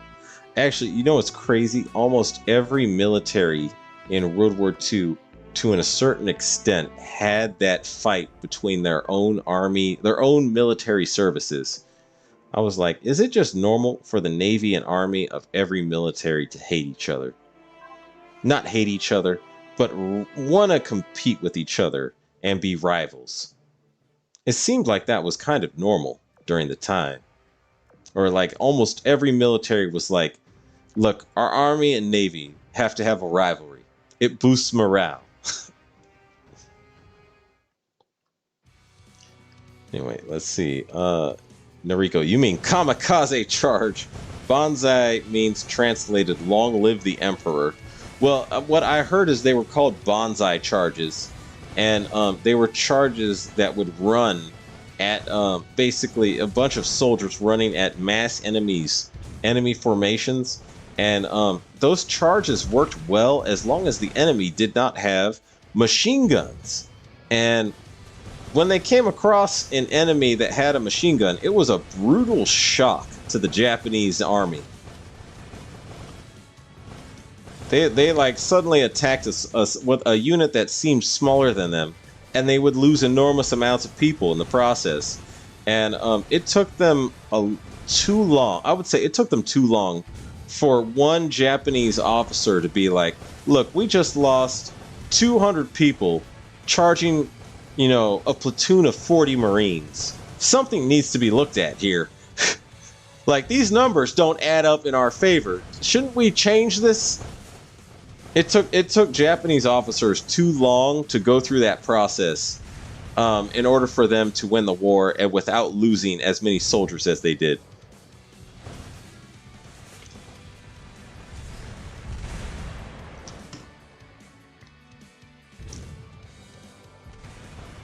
See, let me see. Mikhail Dark. The Japanese Navy also refused to cycle out their good pilots to be trainers for the new pilots. That was a significant Achilles heel of the Japanese military. Is they didn't, if you were a Japanese fighter pilot, you basically fought until you died. You didn't go back and train the new guys about everything you had learned. Whereas in the U.S. Navy, we had pilots that would go out and fight the Japanese, learn a bunch of good stuff, and then immediately we sent them to schools, like fighter pilot schools, where they would teach these new upcoming pilots about all the stuff they had learned.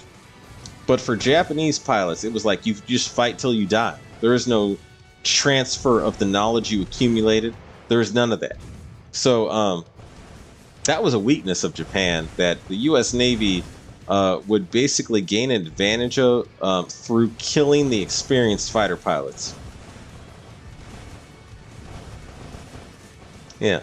So it says, yeah, but they weren't actively sabotaging the other branches. The Japanese Navy would sometimes refuse to support the Army. Okay, that is true. If you look at inter-service rivalries, for some reason, the Japanese Navy and the Japanese Army probably had the worst out of all the inter-service rivalries of any nation. Terrible. I'm like, Japan, I don't know what you're... It actually should have been the Japanese Emperor. The Japanese Emperor basically should have come up to, the Army and the Navy and slapped both of them into working together. I'm like, look, this disorder, this is bringing dishonor to Japan. You will work together from now on. Like, that's what the competent Japanese emperor probably should have done. Unfortunately, that is not, or actually, I should say, as an American, fortunately, he did not do that. Like I said, I'm happy we won the war. I'm just saying, if you were, I sort of, there's a part of me that tries to look at World War II from, at least let me phrase that, the Japanese perspective of the war, from the perspective of a Japanese pilot or sailor. And I'm like, well, it sucks to be you. It sucks to be you. That's like the best way I can put it. Your leaders are messing up in all kinds of ways that probably could have stopped Japanese sailors and soldiers from dying in as cruel and as fast numbers as they did in the middle and end stages of the war. But at the same time, I'm Team America. So I'm like, I'm glad that you all were tripping over each other in this process. That's beneficial to me.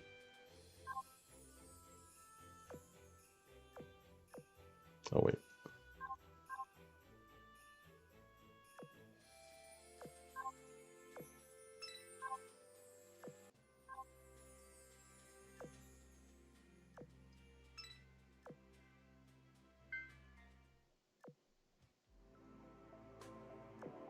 Is there any more of these I could do? I think I should just switch.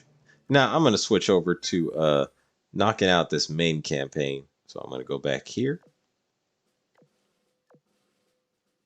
And it's grinding time. And I almost have Regensburg at level 120. And she gives +2 firepower at level 120 for light cruisers. So I'm excited about that. Anyway. See, no, it is a kamikaze charge. They just screamed Banzai in honor to the Emperor. Okay. Okay, if they define it as a kamikaze charge, it's a kamikaze charge.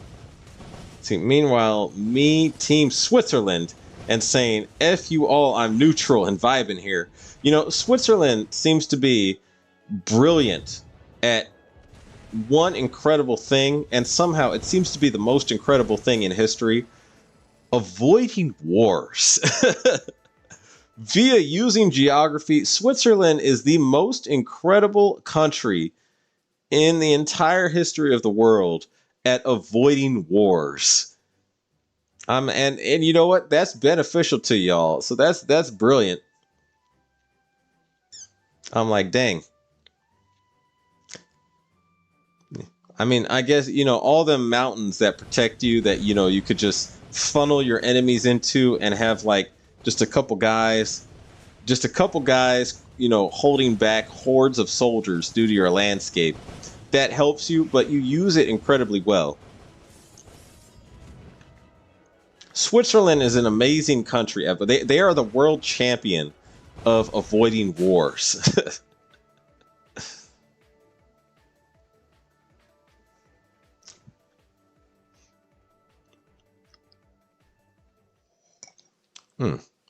That was a very good bottle of wine, but it wasn't very strong. And I have another bottle of wine in my refrigerator. And I'm considering digging into that.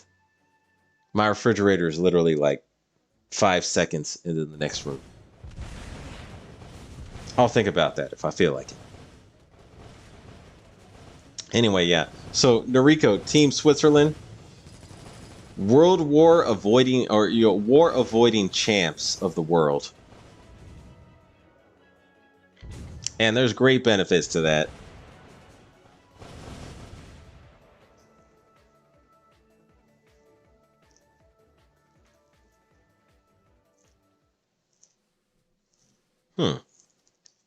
See, I'm trying to get Regensburg at level 120 because I really want that +2 firepower buff for my light cruisers. And all my light cruisers, like I have almost the firepower maxed out on my light cruisers. So there's like, I might get like +50 firepower from my light cruisers soon. Just from fleet tech alone.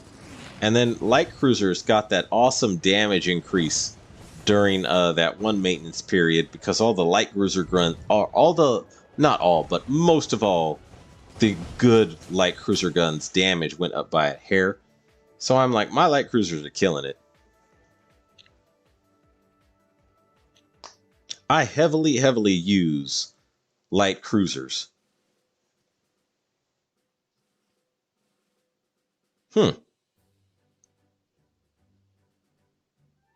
And I'm still really hoping because they keep showing that oath skin for independence.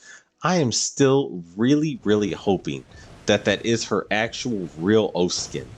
Like every time I see it, I'm like, I'll buy that skin if it's available. Well, technically, I wouldn't need to buy the skin now that I think about it because I already have Independence oathed. But I will certainly add that skin to Independence if they introduce that skin as her oath skin. I'm like, any time now's a good time as any, Yostar. Any second now would be a good time.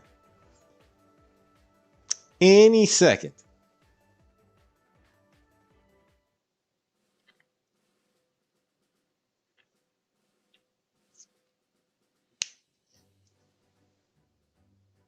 XP, when did you see that independent skin?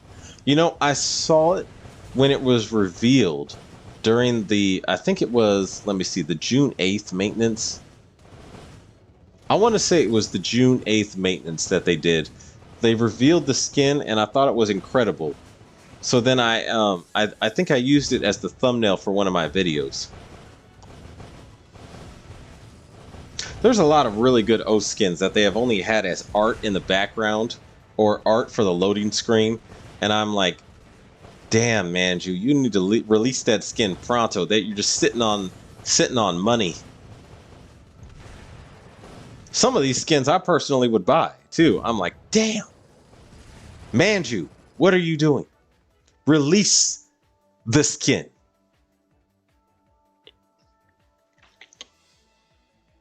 Oh,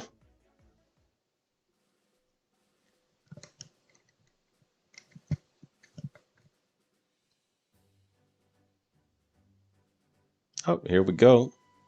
Straight to the boss. Well, not straight to the boss, but close enough.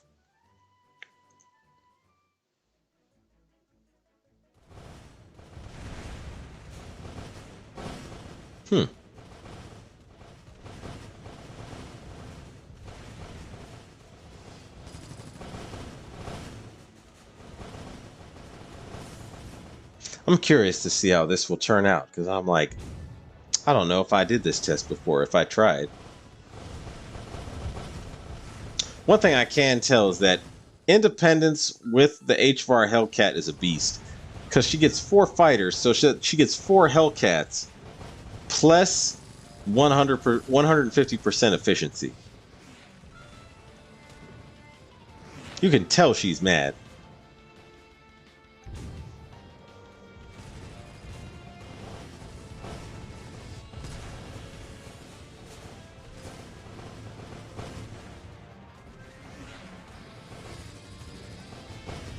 Ah, get him.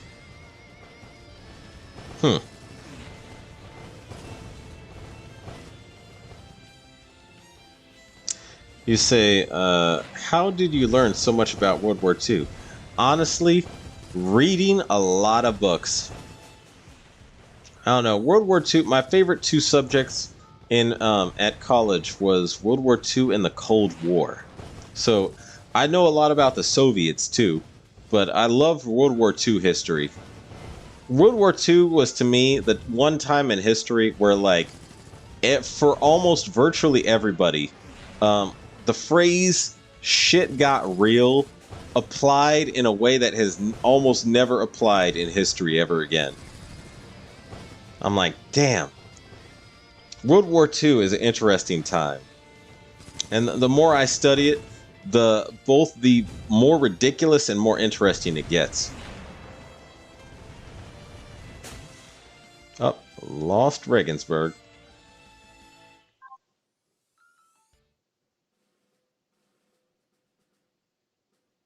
You say, I want the casual Ibuki skin from that one group art. See, Genjuro. How are you today, Genjuro? There was an Anchorage skin from a past update I wish was an actual skin. Not a skin, but a loading screen art. Damn. I've seen a couple of those.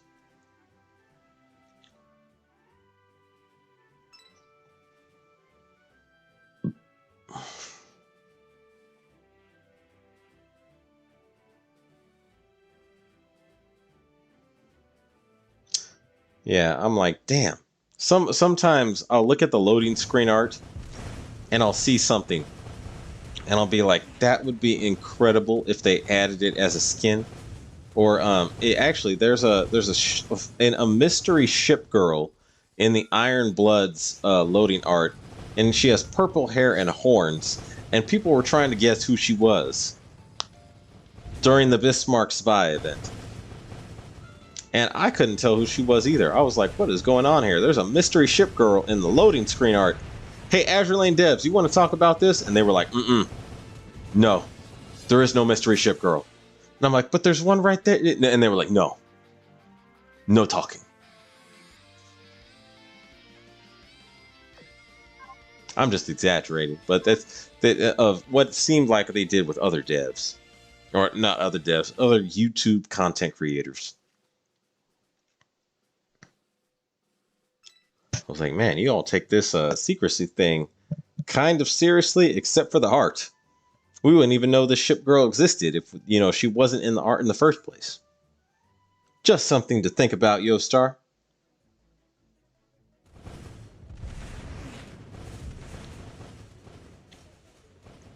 Shifty, I want the casual Ibuki skin from that group art. So thank you for skin from the past. I wish a past update I wish was an actual skin. Well, not a skin, but loading screen art. Oh, okay. I don't know. Anchorage is a top tier waifu. They could add. I'm like,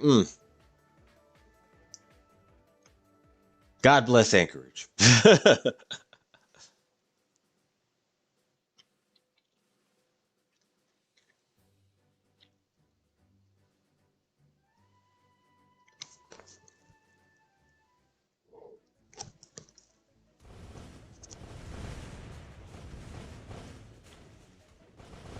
Yeah, there is some loading screen art that I'm like, that might make a very damn good skin. In particular, some tomboy loading screen art that I saw. I was like, oof, dang. Tomboys don't look so, they look heavy on the feminine side now, don't they?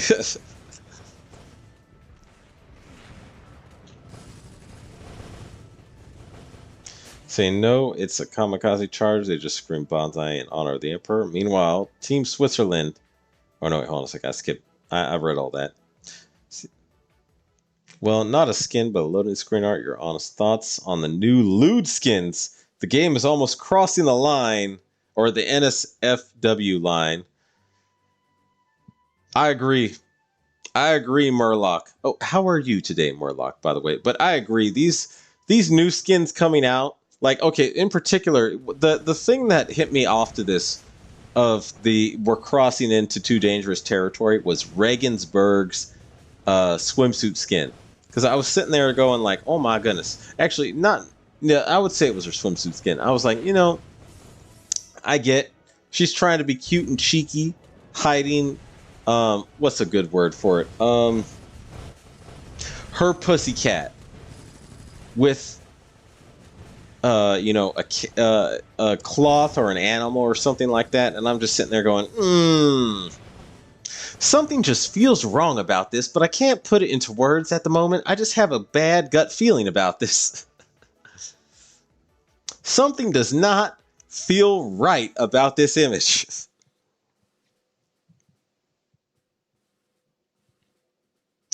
Anchorage is too mentally left behind for me. See, XV, do you know Last Origin? I have never played Last Origin. For Technica, I feel like Anchorage is putting on that personality, or Valentine's Day messages are way too suggestive. That's what I've said in the last Demon Time stream. Anchorage to me comes off as a ship girl who is fully in her right mind and knows what she's.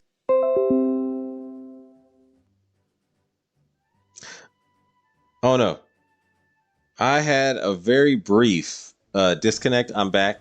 That just seems to happen when I stream with OBS now. It's like brief disconnect and then I come back.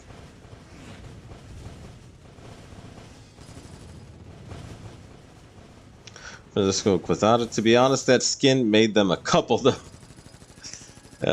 Mikhail Dark, Little Prince Eugen was, in my honest opinion, crossing the line in a major way. You're not wrong, Mikhail Dark. You're not wrong. Some of these, there's a lot of these. It's mainly the little ones that seem to, in my mind, cross a line, and I'm like, I start to feel uncomfortable a little bit when I introduce some of the little ships. You know what I mean? Hinakomono, but the tail moved during its actual animations. See, Noriko says, stream dead. We back all good. Yeah, for what I have figured out is every now and then, so far, when I use OBS, it will disconnect and then reconnect. I'm not sure why it does that, but whenever the reconnection happens, everything is smooth and it looks good and everything. So, Murloc, I'm good. What about you? The New Jersey skin? You saw all the animations? I did actually, and I'm like, New Jersey is very appealing to the eyes. Considerably appealing to the eyes. I just thought I would toss that out there. Mr. Wayne of Azur Lane did drop a frame or 2 or 3. This did happen. It does happen on occasion, but it comes back.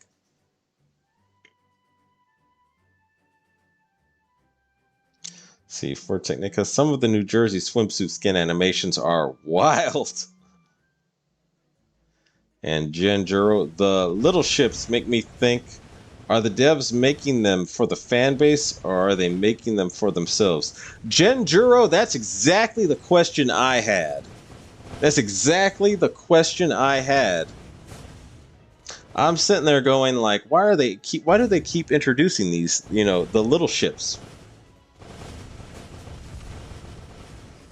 I don't know. It's something I'm like, I wish they just didn't have any of those. In fact, in most cases, I would say you could completely remove those from the game, and the gameplay wouldn't change anything. So I'm like, maybe they should. Maybe I should send that in a suggestion. Stop making new little ships and remove all the ones you got now. Just a suggestion. It's a very good thing to question, Genjuro. XV, I don't like New Jersey skin solely because you just see her back, lol. Like to see their front. That's understandable. OCL73150, if I see that New Jersey skin, I'm gonna need shades just like you. Need some extra tinted shades. These shades actually make me see more clearly, so you're gonna need a different set of shades than me. Huh. Murloc, you saw the art of her front. I did not see the art of her front, but I'll prefer to see the art of her front. Just personal opinion, preference. Hinai Kimono. The answer is yes. Is that for what we were talking about, the little ships? Yeah. Okay. Anyway, Genjuro, what's the New Jersey skin everyone's talking about? Oh, the swimsuit New Jersey? That was insta buy for me. Instant buy for me. Okay. That is one of the better skins.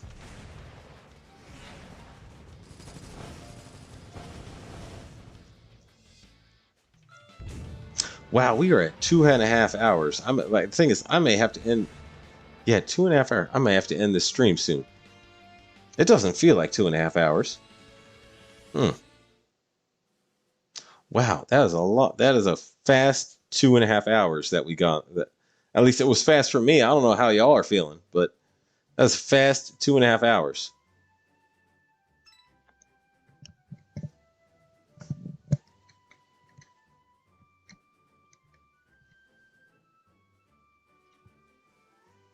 So Genjuro, and mind you, I main on Little Enterprise, so I don't even have New Jersey yet. You know, just FYI, it's pronounced just as you would pronounce Michael. Alternative spelling. Okay. I once was so one of my friends was a Russian man, and I once asked him how he would pronounce this other guy's name, and that guy's name was basically the equivalent of Michael, and he said it's Mikhail. And I was like, oh, okay, so I'm gonna use that pronunciation for a bit now, just to make sure I pronounce it right. But I guess you're not. I guess you're not one of those people. One of those Michaels, I should say.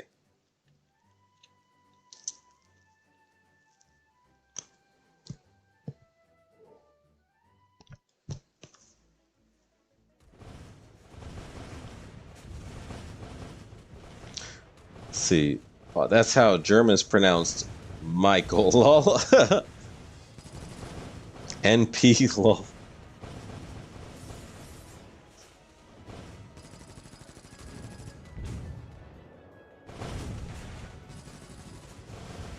Hmm.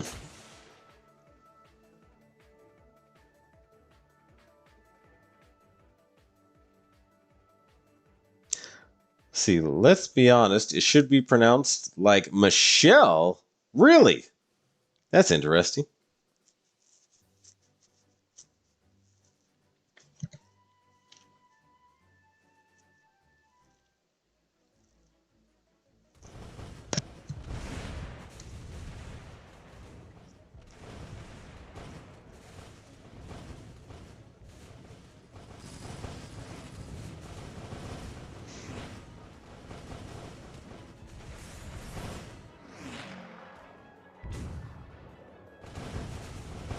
Hmm.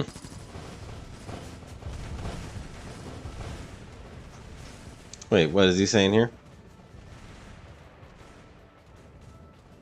Let's be honest. It should be pronounced like Michelle. You say angry faces. Lol. Submarine news. They may think the submarine may have imploded as the sub should have numerous fail securities that make it dive up again if losing contact. Oh, that's sad. Dang. Well, thank you for bringing us this news, Noriko. But if that's the case, that's sad. Damn. R.I.P. Yeah.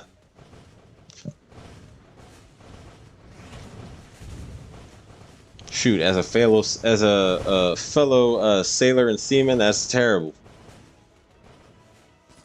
That's a rough deal.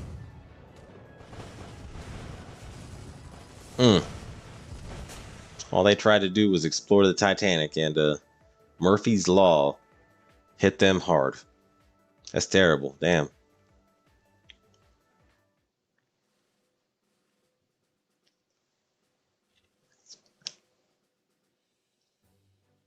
Noriko, but still sad. Yep. Yep. Dang. Yeah, that is a rough, miserable deal. Shoot.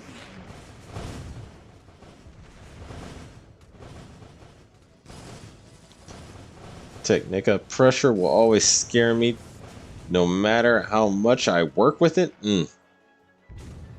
Understandable. Pressure would scare me too. You could not pay me enough to be a submariner. Could not pay me enough. Raise my pay rate like, 2 times, 3 times, 4 times. I'll still be like, nah, I'm a pass. I like living in an area where, let me phrase that, because you want to know why they pay submarine or submariners more. Like, so in the U.S. Navy, submariners get paid the most out of any officer. And you know why they get paid the most? Because being on a submarine is miserable. You don't get to see the sun. You're trapped in a metal tube underwater for months on end. Being on a submarine is miserable.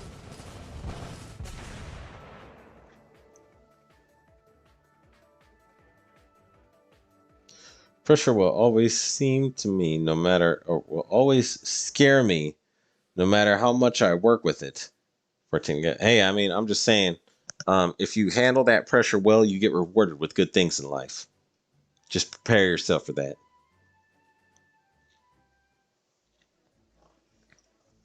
Hang on a sec. Let me see. If your sub implodes on a depth of 4 kilometers, you not even feel your death. It's just instant. Yep, that's very true. Let's see. I go dark. The new Amagi skin had some very scary Akagi vibes with it. Also, Akagi, not yandere. Lol. I don't know about you, but Akagi strikes me as a yandere because she is an extremely hateful and somewhat obsessively violent woman that will make sure that Shikkan is the only one who has sex with her. Just something to think about. You might want to watch out for that when this event ends. Or when I should say when this fight ends and when the event begins. Or the maintenance does. You lost yourself.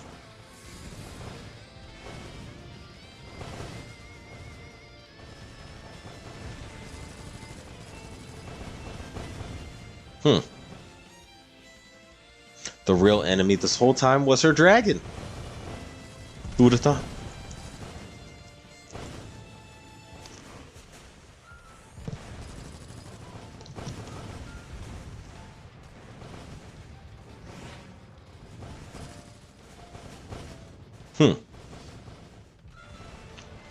And we lost Emden.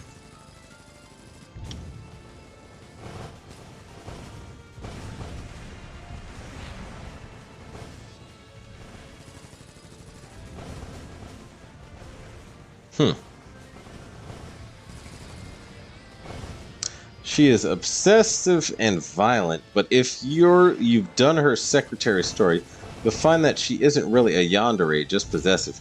I mean, yanderes are possessive. We need, here's my thing is this, the definition of yandere, it feels like it's becoming almost like the definition of, let me think. Almost like the definition of porn.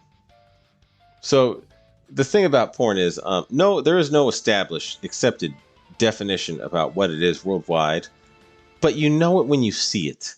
So if a bunch of guys go out and they meet a woman with, let's say, very large booba, they're going to go right back to their apartment and start writing about it and be like, okay, this is the phrase we need to use about the women to describe the women with large booba. It's essential. You cannot go wrong with this information.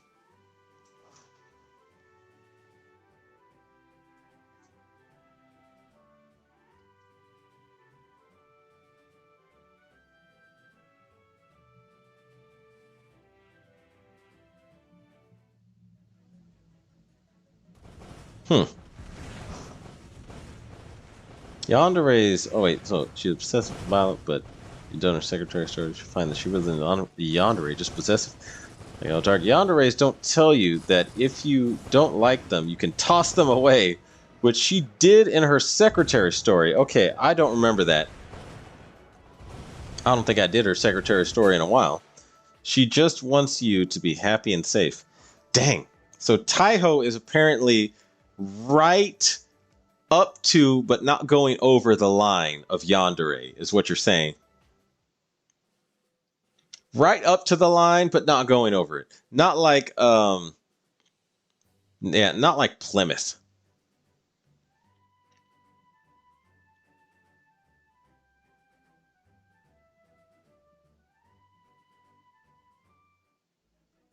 Hmm.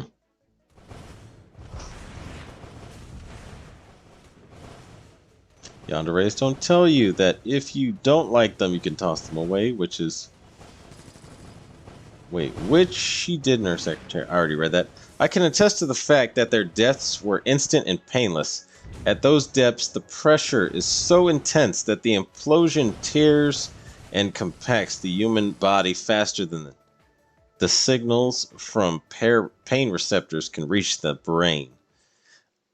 IGTG, have a good rest of the stream. Oh, you got to go? It's all good, XV. I actually will have to end the stream very soon. This stream lasted over 2.5 hours. This is a decent Demon Time stream. We discussed many things, including the Booba, which Booba seems to always pop up whenever I do Demon Time streams. It's almost like the most popular subject is during any Demon Time stream is Booba. So it's a strange thing, but I will have to end the stream soon. I think I'll end the stream maybe... Okay, after this playthrough, I'm going to clean up a bunch of stuff in Azur Lane. By clean up, I mean like organize. After this match through this zone, I'm just going to set, my dorm point or dorm food to max and, set up everything so I can, basically get everything in order before I log it next time. Okay.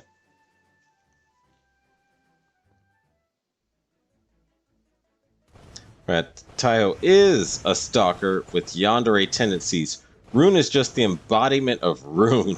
And Plymouth is scary. Plymouth strikes me as the subtle psycho, like the girl who comes off as innocent, and then when something happens, like she snaps or, God forbid, shit gets real, suddenly she reveals herself to be a psycho. Plymouth strikes me a little weird. Taiho does got great booba. This is also true. Cannot argue with the truth.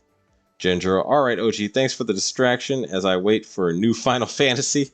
It was a pleasure, my man. It was a pleasure. I'm happy to have fun with these streams.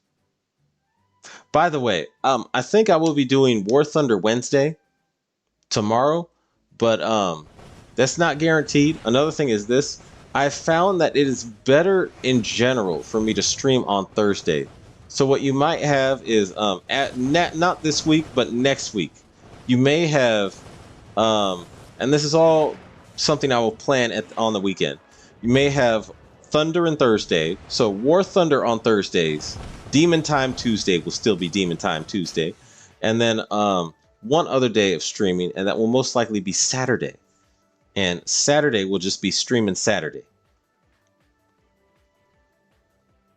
I'll post a schedule in Discord when I get things solidified.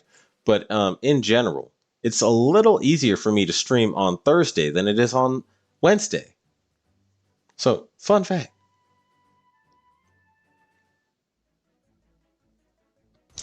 See, I can test the facts of the death were instant and painless. Oh wait, the signals from pain receptors can reach the brain.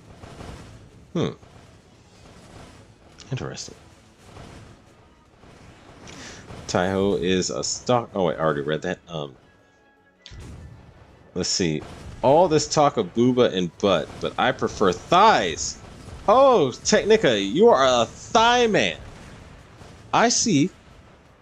That is a fair, legitimate excuse because some men are predisposed to liking women's thighs via various things in society. Sometimes you just want a nice pair of thighs that can, wrap around your skull and crush it. Not literally crush it, but make you feel like you question, is my head going to survive this? I don't know, a good pair of thighs to me, I happen to also like thighs, by the way. A good pair of thighs to me is kryptonite. I'm like, I hate kryptonite. But that's some of the sweetest kryptonite I've ever seen. That is the sweetest kryptonite I've ever seen in my life. Discord link. Oh, I'll get my. Okay, so here's the thing. I will go back and post my Discord link, Murdoch. So hold on a sec. I'm going to actually go over here and grab my Discord link and post it in the chat. Here we go.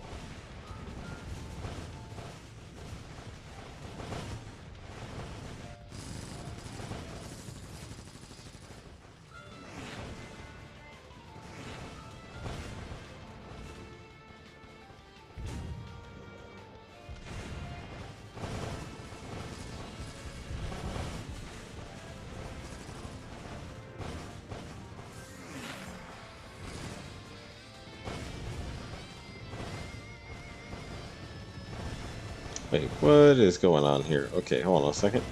Invite members.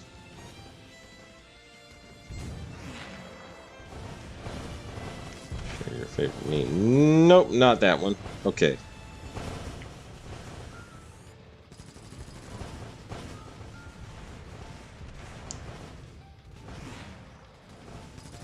Okay, here we go.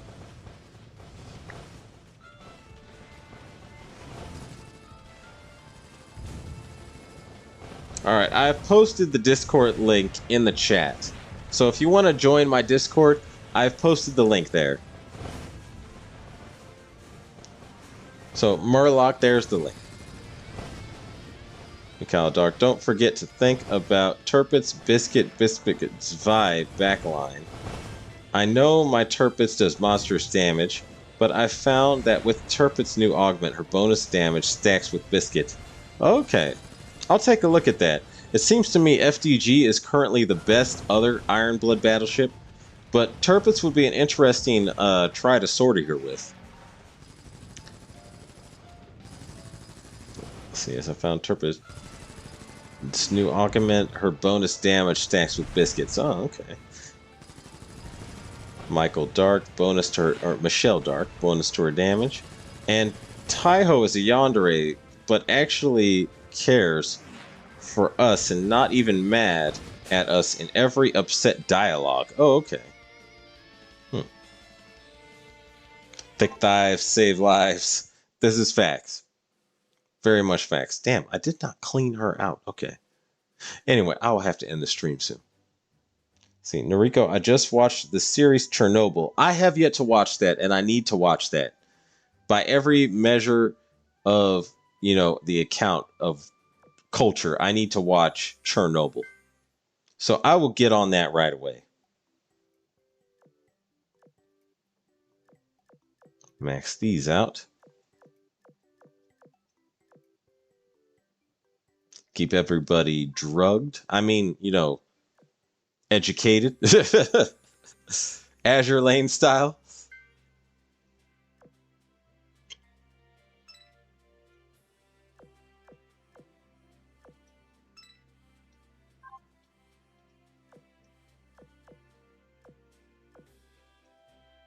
Okay. I think actually right here is where I will end the stream.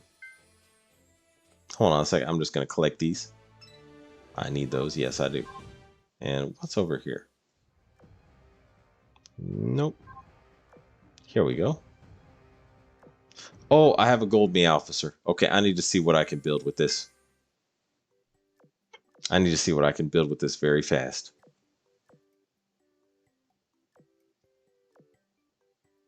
Can barely see it. What do I get? What did I get? Bring me something good. Mediocre. Okay, no worries. Okay, no worries. I'll come back to that later. Anyway, I shall read the rest of these, and then I think I'm going to cut the stream. Anyway, thick dives do in fact save lives. This is facts. Let's see, Noriko, I just watched the series Chernobyl. Phantom Silver Yellow. Phantom Silver. I'm literally just ending the stream. Let's see. Murloc, thank you. Noriko, you ready for tomorrow?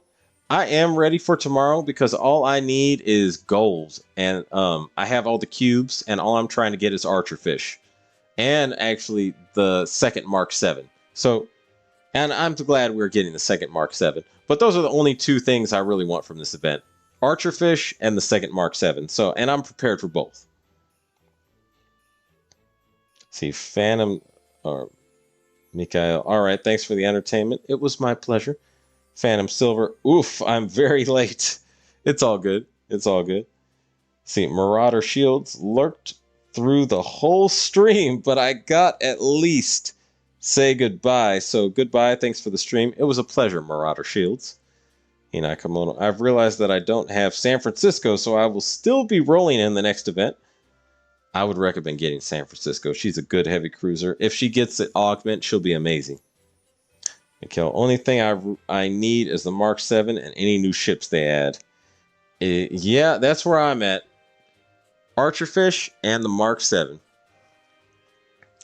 See, William Arturo, good stream. Anyway, well, thank you. Thank you very much. Phantom Silver, and I just got Columbia. That is the best ship with the flagship skill in the game. So I would recommend raising Columbia to 120.